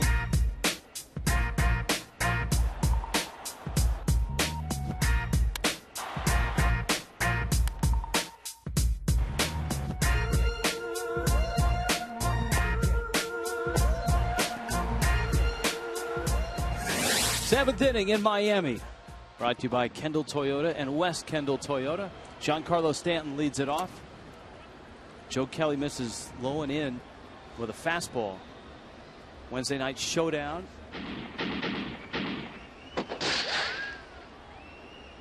Complete with sound effects. And Stanton hits a high pop. This being the bottom of the 6th inning. For Call with a catch.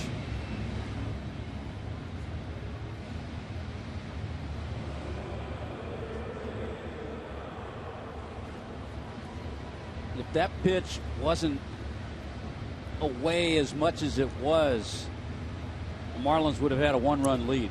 Yeah, but I tell you, Kelly bought that out with that showing the fastball in off the plate. He got Stanton speeding up a little bit, and even though that was a good pitch to hit, it caught a lot of the plate because that first pitch was in off the plate, and he's not afraid to throw, and he was able to get away with that pitch. Greg Dobbs now. And Kelly misses low and inside. Dobbs is 0 for 2. He's bounced into a double play, bounced to second. Justin Ruggiano to follow. Marlins getting to Kelly for 2 runs in the bottom of the 5th. He walked the first 2 men he faced. Omar Infante on 4 pitches. And then a long at bat by Gabby Sanchez. Dobbs lines one to left. Holiday is right there. And he makes the catch. Hit it on the button. 2 outs. That's one of those where everybody did their job. The pitcher threw where it was supposed to throw it. Dobbs put a good swing on it, hit a line drive, and the left fielder was playing where he was supposed to play to complete the play. Baseball is just so unfair sometimes. There's Ruggiano, who's flied out, bounced out.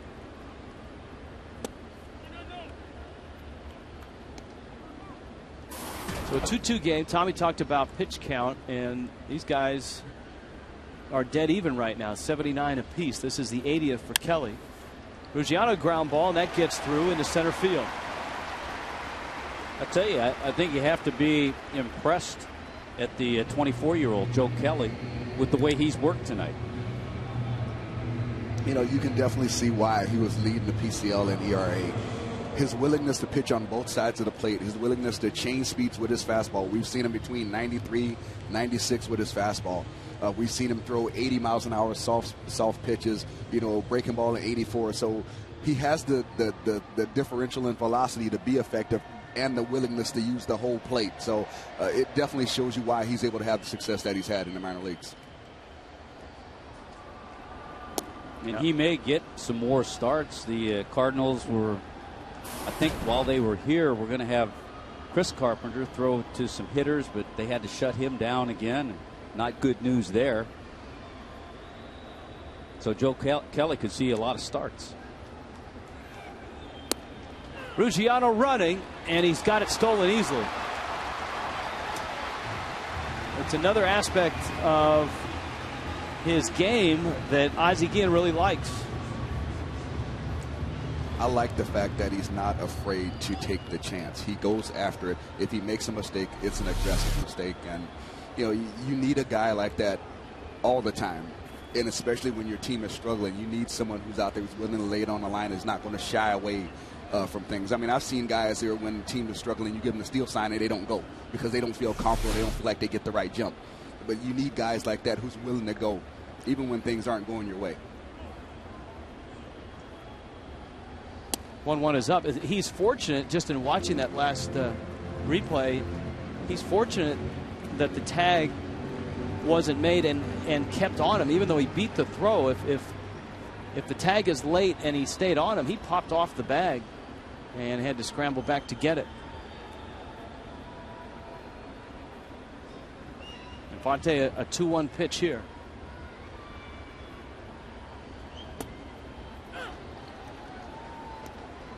Evens the count at 2-2. 1 for 5 tonight. That one was the John Buck single. See what Infante gets. 2-2. Kelly didn't like the sign, and Cruz is on his way out. These two guys having trouble getting on the same page too. Yeah, I think right now he's got Omar Infante 2-2. He's throwing 2 breaking ball strikes. He doesn't want to make a mistake, you know, on something that he feels like he shouldn't get beat with. So right now it's a good time to actually go talk about it. And if you do miss with him, then you can deal with Gabby Sanchez with a fresh count. And then the forced play is on. Victor Marte.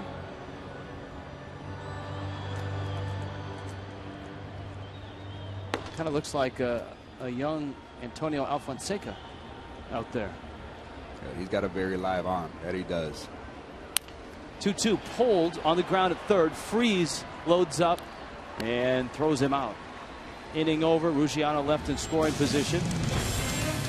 Now to the 7th. It's 2-2.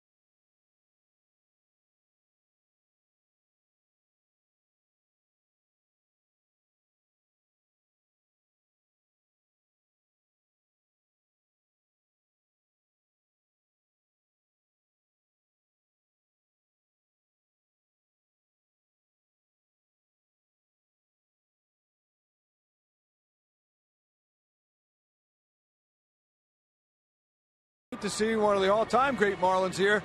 World champion from 1997, Rob Nen is here.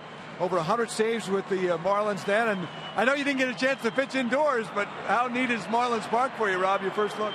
This place is unbelievable. I wish it was here when we were playing, man. It would have saved us a few pounds being out there. But this place is absolutely gorgeous. You know, they did a great job putting this together. And, you know, it's the first time back here, so it's awesome. You know what's hard to believe? When I was looking back at your career, and I couldn't believe that you haven't pitched in 10 years. Tell me about that. That is hard to believe to me. Trust me, it feels like it was just yesterday when I was pitching, and it's gone by quick, and something that you definitely miss, and you know, not being a part of it, it's definitely different. So, Rich, take that. Tony Cruz was looking at Rob, just hit a home run for the Cardinals there, and St. Louis takes a 3-2 lead. That's all right. You're doing fine on it. All right, I want to bring Niner over here too. Jeff, come on over here. Rob Nen is in a unique group of major leaguers. Happy birthday, first of all, to you. Good, Thanks again. All right, so he's a palindrome, one of only 11 guys, major league history, with the same last name. How many do you think you can guess of the other 10 palindromes in Major League Baseball? I'm guaranteeing you that he's heard this question before, so I'm going to say 3. You're giving me only 3 of the 10, he says. No, I'm not going to show him. Otto is one. Yes. Who's the other one? I don't know. One of them you really have to know because it's a relative. My dad. Yeah, Dick Nen. I got 2. You were right. He's exclusive. I told you he's going to struggle with 3. Toby Harrah was one of them. That's right. And you know another group. I'm not going to name all of them. The Salases, right here from St. Louis. There were 4 guys named Salas. Oh, really? Yeah. You see, you'd think this would have come up somewhere along. Learn something every day. But when did you first hear that term? It was as a kid in 2nd grade, a teacher? I think it was early on in high school and stuff. People were starting to talk about it and all that, and then a lot more of it when I started playing. Guys talking about it, you know, media people and all that stuff. What do you think of the job Niner is doing on television? Did you think that he would be the TV star that he's becoming? Hey, don't say I got a nice face for radio. All right, don't say it. No, you know, we always knew he was good at what he was doing, and he could get up in front of people and talk, and you know, you saw that by some of the appearances he did. Not afraid to get in front of the camera, but the only thing that bothers me a little bit is the tie. I'm not quite used to seeing him in a tie. Hopefully Fox will be listening to this. Don't you think that Miami is just all about polos and Tommy Bahama shirts? You know, it's definitely a nice look. All right, well, good to see you, Rob. And Jeff, enjoy your birthday, and good to see both of you guys. All right, we'll see you on the postgame. Good to be here. Thanks. All right. Guys. All right, a fine interview. The only issue for the Fish during that whole sequence, Tony Cruz with his first Major League home run. Kid from Palm Beach with a solo shot, and it's a 3-2 ball game now as Skip Schumacher strikes out. But the long ball has bitten Anibal Sanchez here in the 7th. Rafael Furcal coming up. Rich, how about the irony of Tony Cruz hitting a home run? Everybody was so happy that Yadier Molina wasn't playing tonight, who'd homered in 3 consecutive games. Cruz gets the call, and he has 2 hits and a home run. That's a painful irony. Coors Light Cold Hard Blast. And he shows some pop to the opposite field, too. He showed that early, and then this ball, that was still a part of the ballpark, Preston, that's tough to get to. I wasn't sure that was going out. You know, when you hit your first Major League home run, you want to know that you hit it well, and that young man can definitely say he hit a ball in a very big ballpark to a big part of the field, and he got a good swing off on that one. So congratulations on your first Major League home run. And a local kid as well, Palm Beach Community College. We told you San Lucius High School, 26th round pick. And in front of his parents and a lot of friends. Yes, that's a special moment for the Marlins now. An obstacle certainly to overcome. That's another scenario the Marlins have seen this year. J.D. Martinez, that series he had. He had a bomb last night, by the way, for Houston. You know, I didn't want to bring that up, but we've been having a lot of guys have their first Major League home run in this ballpark that are Florida natives. You know, we have to start doing a little scouting out to, you know, get these guys some tougher pitches to hit so they don't ring us up for the first Major League home run here. I know their families like it, but it's not too good for the Marlins. John Jay pulls that one foul. And the count is 1-2. So there's Cruz. That's got to feel good because, you know, as Tommy pointed out, Molina is such a leader now on this team, both in example and in the clubhouse, that to fill in for him and to go deep, plus handle the rookie in a fine fashion, that's a complete night. You know, the great thing about Yadi is I guarantee he was one of the first people to congratulate him on his home run. You know, and even on the night that he's having playing when Yadi's not playing. Yadi's very involved in the game. And he's very helpful to the other young players that are around him, whether they be catchers or not. Sure, they had a nice talk before the game, too, about the scouting report on all the hitters.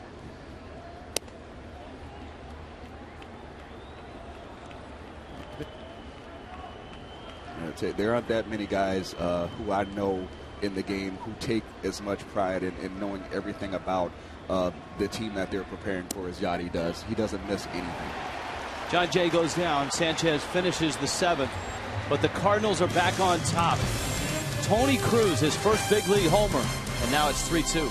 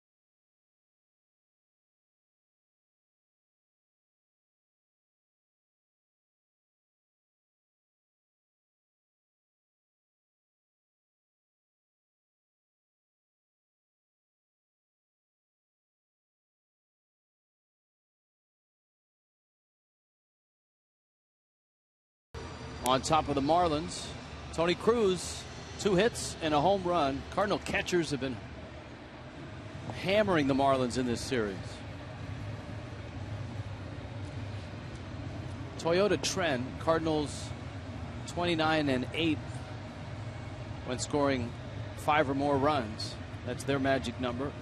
Well, now they go to their bullpen. Fernando Salas, one of those palindromes that Greg was talking to Rob Nen about.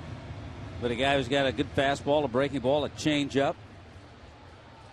And the Cardinals, they're trying to get 9 outs now out of their bullpen.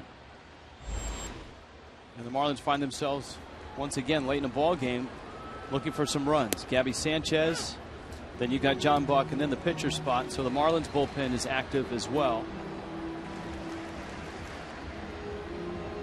Steve Cishek getting loose. I think Rob Nen I kind of had like a different type of palindrome against him. Whenever I walked up to the plate, I left in the same path when I faced him. It's an action palindrome, same path to the plate. We were talking earlier about how the game has changed and how a lot of players won't step on the diamond until they feel like they're 100% physically. Rob Nen is cut from a completely different cloth because he was known as a guy that would go out there whether he was hurt or not. Baseball family. Yes. Marte and Freeman, the righty and the lefty, waiting in the pen. Gaby pulls that ball foul. Count is 0-2. So Joe Kelly ends up going 6 innings. The The Marlins touch him for just 5 hits, both runs earned, a couple walks, and 3 strikeouts. He's looking for his 2nd win of the season.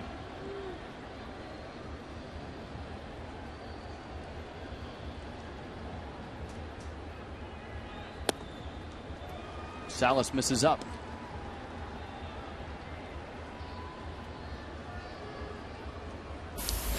Marlins are hopeful to avoid Jason Mott for the 3rd consecutive night. That's the very back end of the bullpen. Mott has picked up his 15th and 16th saves in this series. Salas misses up and in. 2-2.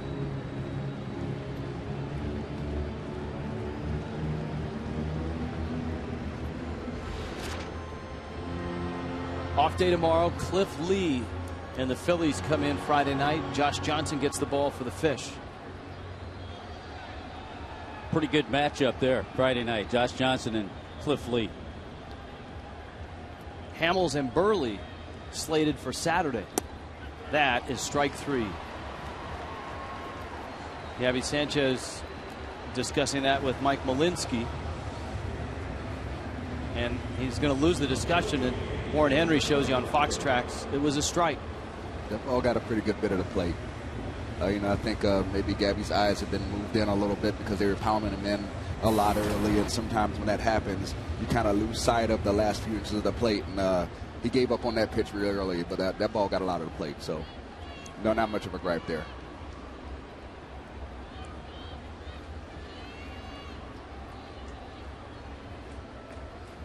And when you go back after the game or the next day and you look at the video and you see that it was a strike, do you feel any better, or do your thoughts change? Let me stop both of you right there, because this is fascinating to me, because I'm listening to 2 guys who played in different eras, and Tommy, by the time you had left, that one deep left field and gone. Game's tied.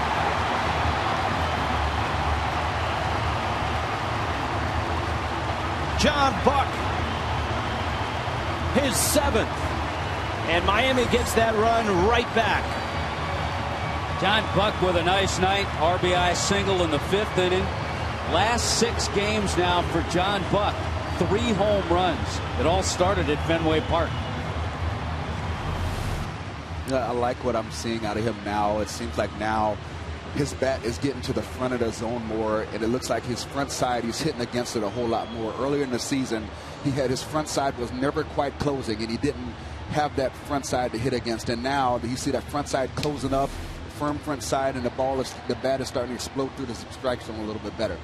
You see, one of the first to get to him was Anibal Sanchez to congratulate him. It's 3-3 now. Salas is coming out. The lefty is coming in, and when we return, we'll get back into that discussion on video in baseball. 3-3 now. Cardinals Marlins.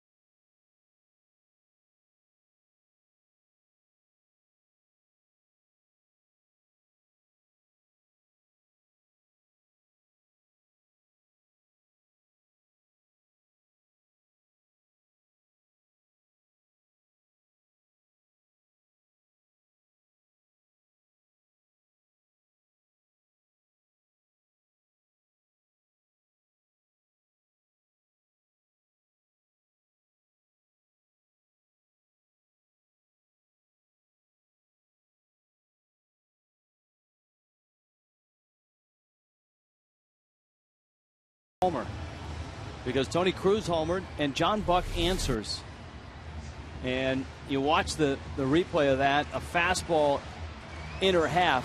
And I stopped you guys in mid-conversation because, Tommy, it occurred to me that your career ended just as video was coming in. Preston, your career started just as video was coming in. Yeah, in my era, you didn't go back and look at video. You just talked to guys, and you said, do you think that was a strike? Where do you think it looked? Even sometimes, maybe the next day, you'd ask the opposing catcher. You'd ask him, too, once in a while. Preston, when did it come in for you? Well, it really got big like my second or third year. That was when you started getting the views of the overhead views of the ball crossing the plate, or the dead-on center field views of seeing the pitch go into the strike zone. And, you know, it's definitely a good tool to help you understand how well you're seeing the strike zone. Morrison, a bolt, right field, deep, it is gone! Oh, wait a minute. It's not. Morrison is trotting to third. They throw behind him, and he races back to the bag. I thought it was gone. Morrison thought it was gone. And now the umpires are going to get together. Ozzie Guillen thinks it's gone. Yeah, I think it is. The way it bounced back, it hit in that front row of seats, I believe, and then bounced back on the field. See the railing, which is above the padding.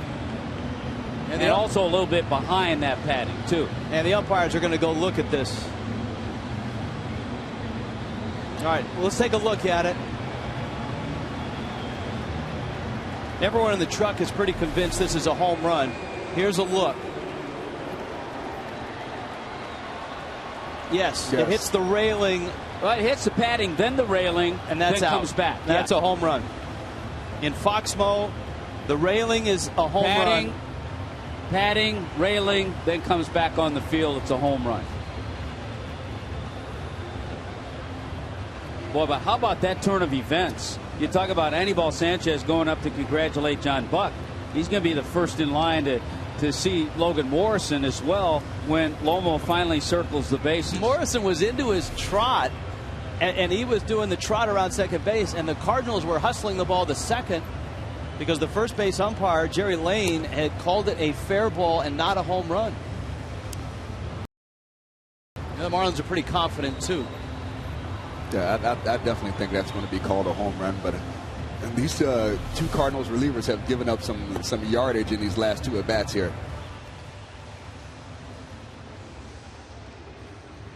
Of course, plainly the bars are behind the fence. You also credit Beltran for trying to sell it. As a double. And the umpires emerge. That would be a home run. Resume your trot, young man. He's got a little more pace on it now. The Marlins go back-to-back. A pinch hit homer by Logan Morrison. The Coast Guard salute. And the Fish take the lead. Boy, what a nice turn of events. And for Lomo to take the left-hander out of here in a hurry.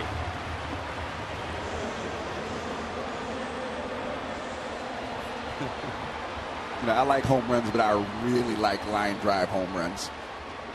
You know, Morrison has homered a couple times in the past week and a half against lefties. He took Felix Doubront out in Boston. Reyes takes down low. And remember, he hit that, I think about a 390-foot line drive off of Andrew Miller up in Boston as well. Sometimes when your swing isn't really how you want it to be, it actually helps to have that same side pitcher because it forces you to keep your front side closed longer. Now Reyes takes down low. 2-0.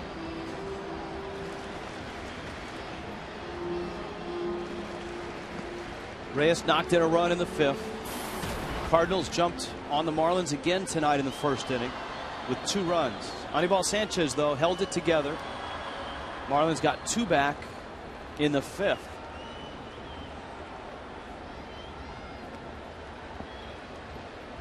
And Sanchez is averaging just a couple of runs a game. That one popped up by Reyes on a 2-0 pitch. Reyes on a high fastball pops up a bunt. I love Reyes as a player, but I'm not a real big fan of that play right there. You got a guy who's just given up 2 line drives. He's got a little pop right-handed, too. He's got pop right-handed. You got a guy that's a left-handed pitcher. You're hitting right-handed. He's got to throw a fastball right there, and you know, in essence, you almost give away that at bat by trying to base hit. But I don't understand the logic of that attempt right there. Sam Freeman's on his way out. Pitching change for the Cardinals. Marlins are on top 4-3.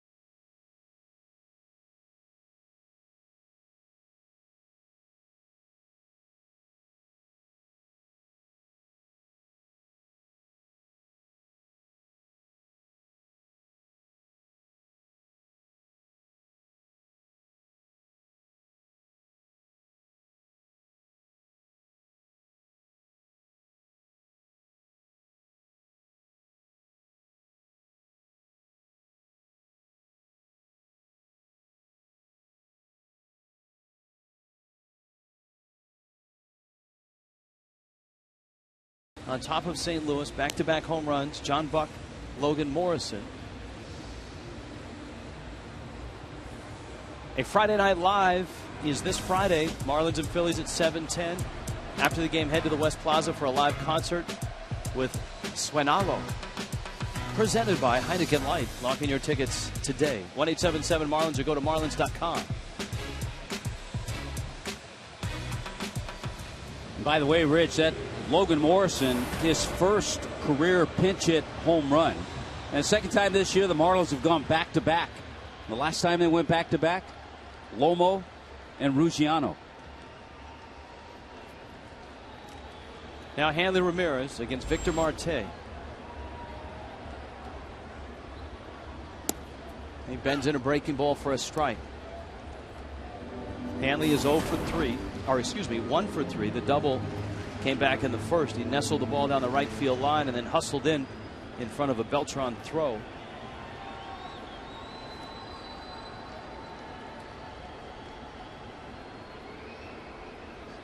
Marte, a big lad out there. Hanley pulls a ground ball to short for call. On to first. And the inning is over, but the Marlins do it with the long ball. First, John Buck, no doubt about this one. Then as a pinch hitter against the lefty, Lomo.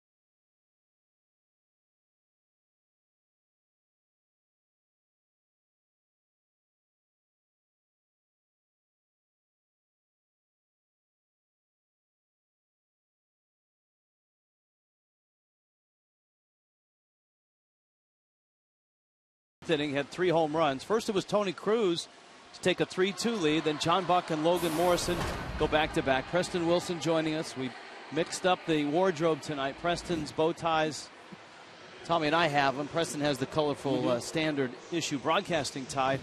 2 guys, Buck and Morrison, that have been struggling to produce, and to have them come through, a big shot in the arm for the Fish. It's definitely big, especially because it's the bottom of your lineup. And Ozzy's been trying to find something happening at the bottom of the lineup, and to get the home run from Buck, especially in a key situation like that, that's not an empty home run. It's a home run to help your team, get ahead in the game, get back in the game, tie it up after the other team had the momentum swing. So it's great to see. And 2 guys who have been underperforming, 2 guys who you expected more out of, Logan Morrison and John Buck. So another reason why it was great to see. The happy recipient, Anibal Sanchez. No kidding. This is an offensive explosion for Anibal tonight to get 4 runs in a start that he has. Lowest run support in baseball. And the Marlins put 4 on the board. And Steve Cishek gets a tough part of the order. Cishek enters here, and he's got Matt Holliday, Carlos Beltran, and David Freeze.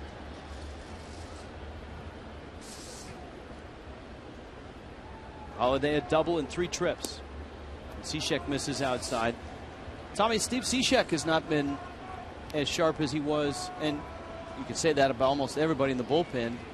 April and May, the Marlins bullpen was a strength, and it has not been in June. Yeah, I think the inconsistencies right now in Steve Cishek, just trying to get that release point, it's so important for a pitcher, and a little harder for him, I think, to keep consistent because of his delivery. You see his numbers in May and the numbers in June. He's given up runs in his last 3 appearances. Chopper way off the line is Gaby. The Marlins have been playing Holliday over there, and that's the 2nd time that he's hit Gaby in the numbers with the ball that far off the line. Yeah, and it's one thing you can't discount is he has that funky delivery, and with him being so tall, it makes it even harder for him to repeat that motion. When you're a smaller, more compact guy, it's easier for you to repeat that motion, but he's so long and lanky, and then to have an awkward delivery like that, he definitely has to work really hard to make sure he's able to repeat that motion. Now he gets Beltran. Harder for a tall hitter, a hitter that has a lot of moving parts. Harder for him to keep consistent. Oh, absolutely. I mean, I had long arms. So it really took a lot for him to maintain my swing. I used to envy guys that had short arms that could hit. Liner to right. Stanton back a few steps, and he reaches up and makes the catch. Beltran's been locked in. He is swinging the bat quite well. He's a sacrifice fly, a single, and then a liner to right. 2 outs here in the 8th. And I know Stanton's had his troubles defensively early in the season, but I'm seeing progress. Right there, he did a really good job of sitting and reading the depth of that ball before he moved in or moved back. He got a read on it and then was able to go back and get it. Earlier in the season, he was a little bit shaky on those balls. He might have jumped, jumped back right away or jumped forward right away. But right now, I'm seeing him look a lot more comfortable out there in right field. Cishek missing to David Freeze. And Rich, by the way, John Buck's home run, 411 feet. Logan Morrison's 340 and a half. I think the half was the railing.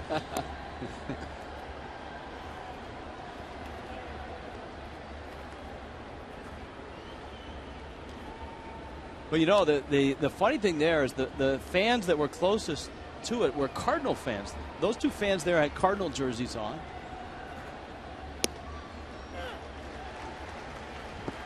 And they say that some of the smartest fans in baseball are in St. Louis, Tommy, and those fans showed it on that play. Nice job. Either that or they had real slow reactions. This Miami humidity's beating them down. No, they're used to it. It's 106 in St. Louis tomorrow. I think they're happy to be in the air conditioning here tonight.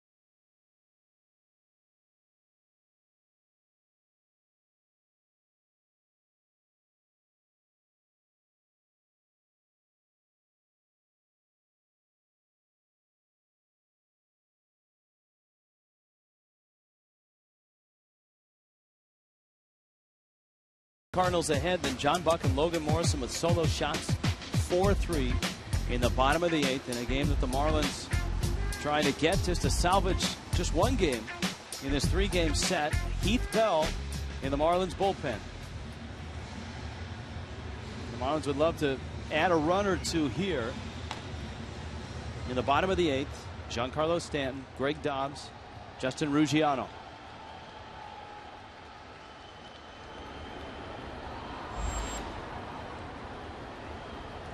Stanton tonight, a 1-for-3 night. Marte misses outside. Nissan leaders of the game. Stanton at 36. Carlos Gonzalez at 37. Rockies today reiterating that Carlos Gonzalez is not for sale. There's a strike. Bob Apodaca, the pitching coach of the Rockies, stepping aside the other day. It's been a tough year in Colorado. But Cargo, they're not taking calls on Cargo, I guess was the message that the Rockies sent out today. Here's the 1-1. Well, the Rockies tonight in the 3rd inning losing to the Nationals 5-0.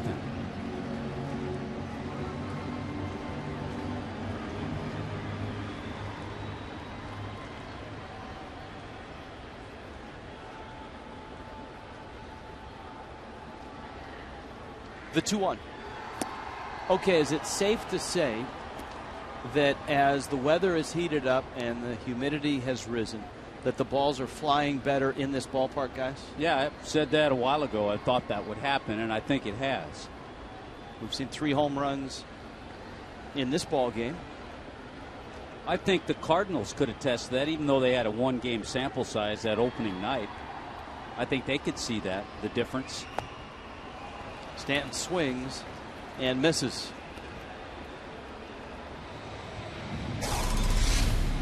Defensive play of the game is brought to you, of course, by the Home Depot. Doing more on defense, Giancarlo Stanton. Watch the pick by John Buck. Nicely done. Walks the plate. Home Depot doing more on defense. And that's turned into a big play in this game. That was back in the 1st inning.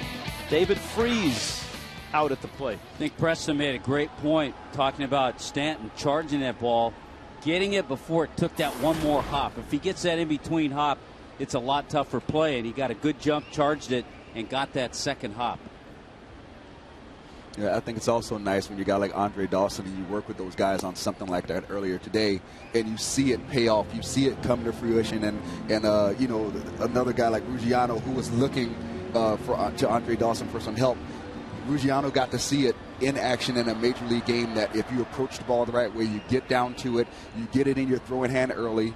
When you get your front foot down, your arm is out already in the throwing position, and the ball carries. So he's able to see something that they've been working on in practice in a game. Dobbs up the middle and into center field, a base hit. Greg Dobbs with a hit in each game of the series. And now Ruggiano comes up.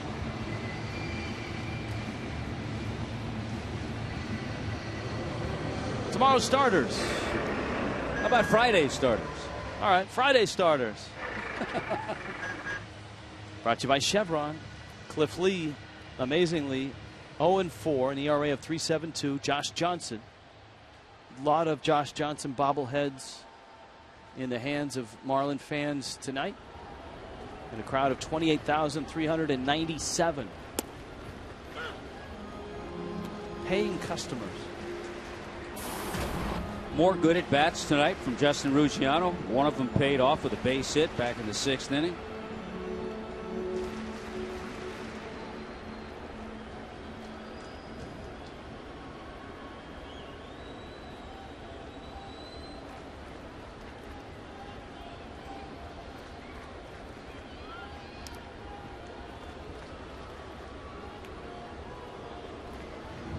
Dobbs back in. Dobbs has a couple stolen bases. Ruggiano a single and a stolen base back in the 6th. And see if Ozzie Guillen puts the game in motion here. Marte ready. A ball and a strike.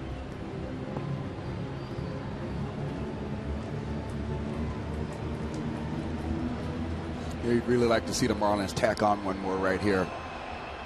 Just kind of give Heath Bell a little breathing room and make them feel good about themselves going into the last inning here.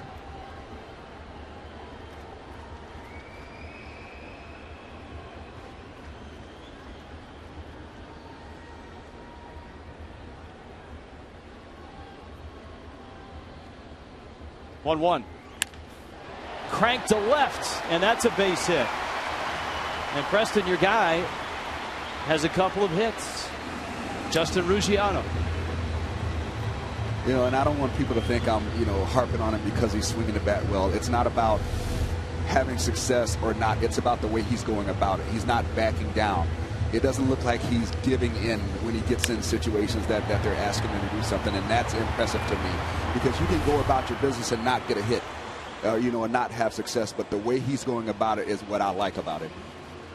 Well, and he's taking advantage of an opportunity. He's getting an opportunity. And remember, this is a guy that really didn't get much of an opportunity with Tampa Bay, and for good reason. They had B.J. Upton, they had Carl Crawford. There just was never a spot for him.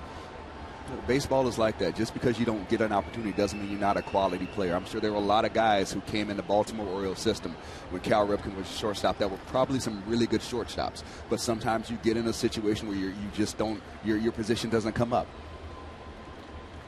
Not that I was a great third baseman when I first started out, but in the minor leagues I started out as a third baseman. But the Mets had Edgardo Alfonso, they had Butch Husky. So they were two third basemen in line and waiting to go to the major leagues before me. So my position changed. I ended up being an outfielder. Butch Husky. Good name. I saw him almost. Big, bulky, right-handed hitter. Yes. I saw him almost kill himself running through a wall in Minnesota one night. Yes. I saw Butch Husky dislocate his shoulder and hit a home run at the same time. The fastball misses down low. That's a great name for him then, Butch Husky. And a guy to go to the other way, the other guy you mentioned, Edgardo Alfonso, a guy who just had a solid career. Played solid third base, got key base hits. In baseball, there's a terminology of a line drive called a frozen rope. Well, we called Edgardo Alfonso Baby Rope because everything he hit was a line drive. His nickname with the Mets organization was Baby Rope. Infante at the plate. Dobbs at second. Ruggiano at first.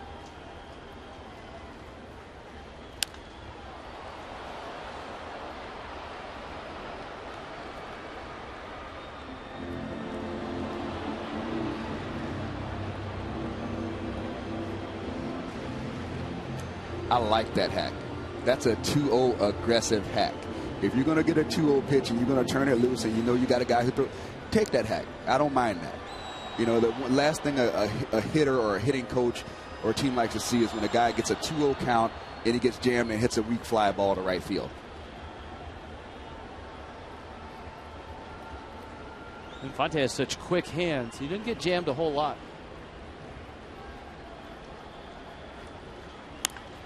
Breaking ball, that's lined in the corner. The Marlins are going to pick up at least one run. Here comes Dobbs. Ruggiano right behind him. Espada will send him. Furcall's relay. Waiting for him. He's out. Cruz with the tag. Rafael Furcal has a gun. And he just threw out Justin Ruggiano. 5-3. All the way to third is Infante. Yeah, you're at a point where you can take a little chance like that, but what a great at bat by Infante to pick up insurance with this two-base hit, and then the Furcal throw. Cruz is able to hang on, even though he really never got a chance to put the other hand on the ball to cover it up. He makes a good play. Ruggiano tried to knock it out, but that strong throw of Furcal was right at the plate. And people don't give Matt Holliday a lot of credit. But that throw by Furcal was set up by the fact that Holliday got to the ball, got it to him chest high as a cutoff man, and Furcal just basically was able to throw in, turn and throw in rhythm and make that play. And on the throw, Infante alertly went to third. That's why I love baseball. There's so many little things that go on every play that can go unnoticed, but there's a lot of chance for somebody to do something right or to do something wrong, and there's a lot of good things that happened on that play. Unfortunately, the Marlins got a player thrown out at the plate. Furcal has one of the strongest throwing arms of any shortstop in the game. He's maintained it too. Yes. Over his career.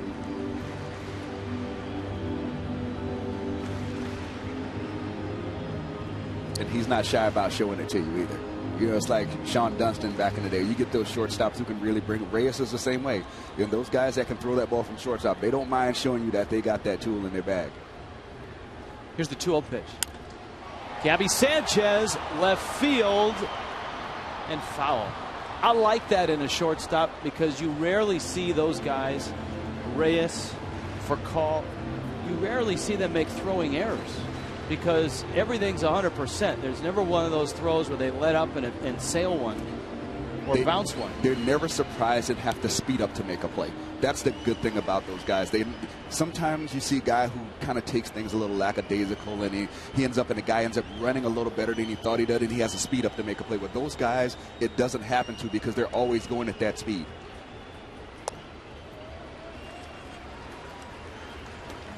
Marlins Live is coming up. Brought to you by Checkers. Highlights, a recap, another happy birthday to Jeff Conine. It's all after the game. Bottom of the 8th. Marlins have a 2-run lead. Infante's at third. Both teams have had a man thrown out at the plate. Victor Marte. A strike. Counts full now.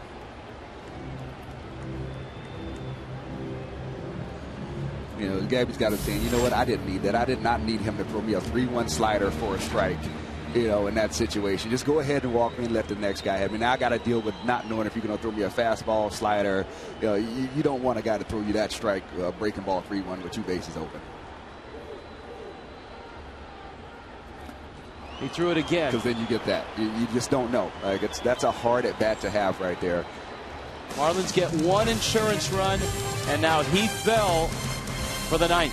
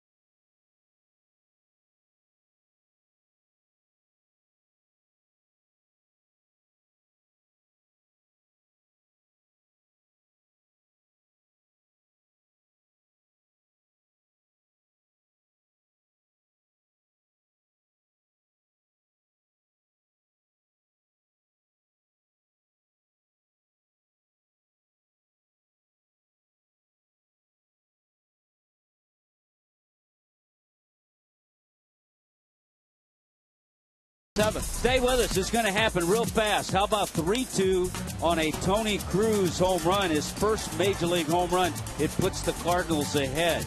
This happens fast. John Buck ties it. A shot. He finds the seats in left field. And then a pinch hit appearance by Logan Morrison, his first ever pinch hit home run. A little umpire review, but we knew it all along. Go ahead and circle the bases, Lomo. A pinch hit shot. And that just begins to set up this 9th inning. Omar Infante added a run with an RBI double. And here is Heath Bell as Scott Cousins comes in. He's in center field. Justin Ruggiano moves over to left. You know, I really thought that run that they added on there, you know, that was really big, just to give them a little breathing room where they don't feel like they have to be perfect this inning.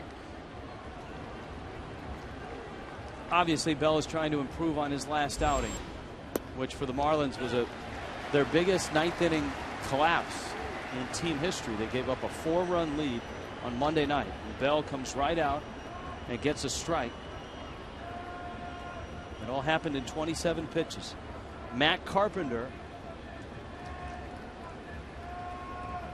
Daniel Descalso is on deck for the Cardinals, and Bell comes back door with a breaking ball. Pitch he didn't throw a whole lot. That's a pitch that he even talked about after the game. He didn't use it. He may not have felt comfortable with it, but when he uses that and keeps the fastball down, he's effective.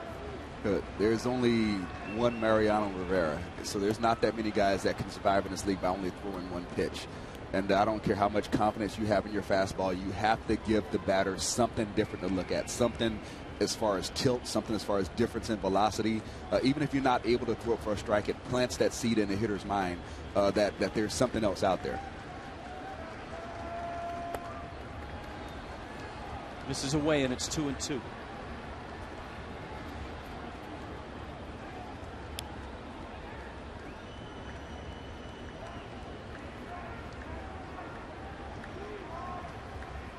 Bell seemingly had ironed out his issues with a strong finish to May and early June, and he gives up a base hit to open up the inning. Matt Carpenter into right field. Here comes Descalso now. All-Star voting has closed at the ballparks, but is still available tonight, and tonight only online. You can vote Marlins.com 25 times. As well, there's a chance to win free Marlin tickets. One grand prize winner will get a luxury suite for 22. So there's an uneasiness right now in Marlins Park, and with good reason. Well, just like that, because of the base hit, the Cardinals bring the tying run to the plate. Randy St. Clair comes out to talk to Bell.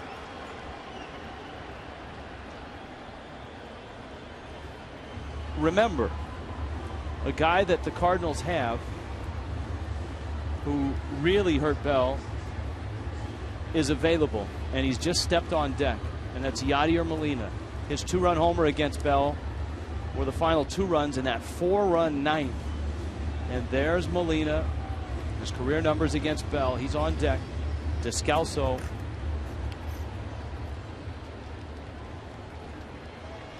So if Bell is going to chase away these ghosts, he's going to have to stare down the guy that hurt him the most. You know, that's how it is at this level. Sometimes when things are, not going your way, you have to go against, what's been holding you back, or, what you've had trouble against. And, sometimes it's a guy who's handled you pretty well. And right now it looks like Yadier Molina is going to have a chance to test Heath Bell again. Descalso out to center. Cousins over and makes the catch. But I'm going to ask for a little help from the Marlins Nation down there in Section 11 to help us get some cheers on down there to get Yachty out right here. The interesting thing, too, Molina's pinch hitting for Tony Cruz, who has singled and homered. But there's that high fastball. If he gets that same pitch, he's going to do a little damage. But Heath Bell looks like he's keeping the fastball down a little better tonight. Yachty's a great example of a guy who wasn't really that much of an offensive threat when he first came into the major leagues, and has made himself a much better hitter through learning and through hard work.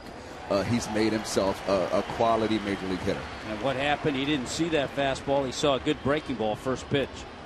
Boy, no kidding. It was nowhere near the plate either. He chased it. And in Yachty's defense, what people don't understand about pinch hitting, sometimes when you get up there, you get that first pitch. He actually did a good thing by just swinging over that breaking ball. Don't feel for it and just end up putting a weak ball in play. You know what? You fooled me on the breaking ball. Turn it loose and now let it go. Loose. Now you lose. I think that's one of the biggest, I guess, misconceptions. Yes, that when you get up there, you just have to put everything in play. No, if you get up there and you get a pitch and you get fooled, just turn it loose, let it go. Now you got 2 more to deal with. Don't just put a weak ground ball in play. That's a waste of a pinch hit at bat. Carpenter's at first, 2-run lead, and Bell flips another breaking ball up there, and the count is 2-1. The way he took that, he really knew it was coming. He picked it up right away and knew it was going to be out of the strike zone.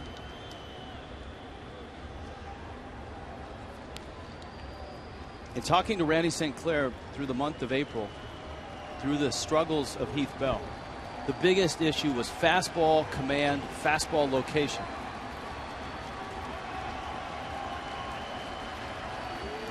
Two-one. And that's a great location for that fastball. Great velocity, great location right on the outer part of the plate. There's the target and the pitch.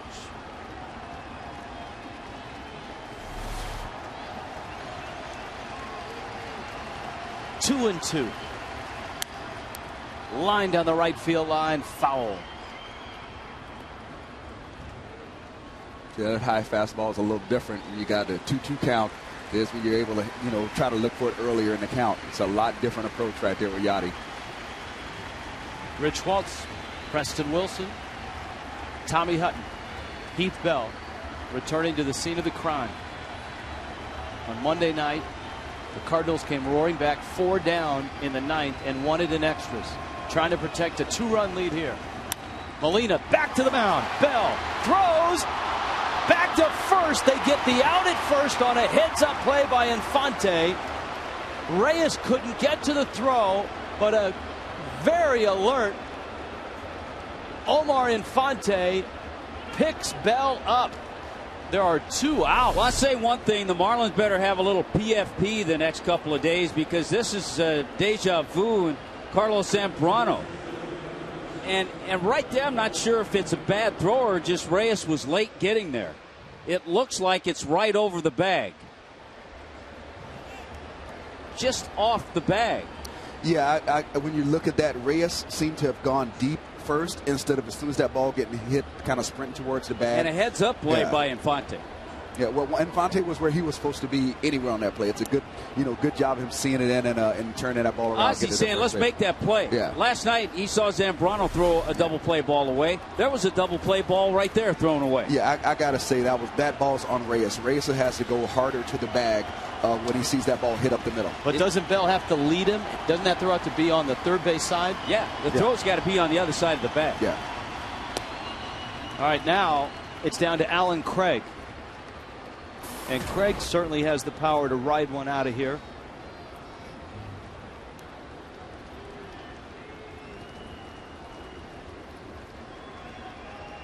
Matt Carpenter now at second. Bell leans in. 1-0 pitch. In the air. Gabby Sanchez and Infante. It's Infante. Ball game. Marlins win it. Bell closes. And a 5-3 final. And the Marlins get it right in the 9th inning. Barely. There'll be some discussion on that one play, but Heath Bell did the job, made good pitches, was much different and a much better pitcher than he was the other night. You brought up a good point that he showed the breaking ball. You don't have to have control with your fastball and your breaking ball, but you have to show something other than a fastball. Give a lot of credit to Omar Infante for a heads-up play to get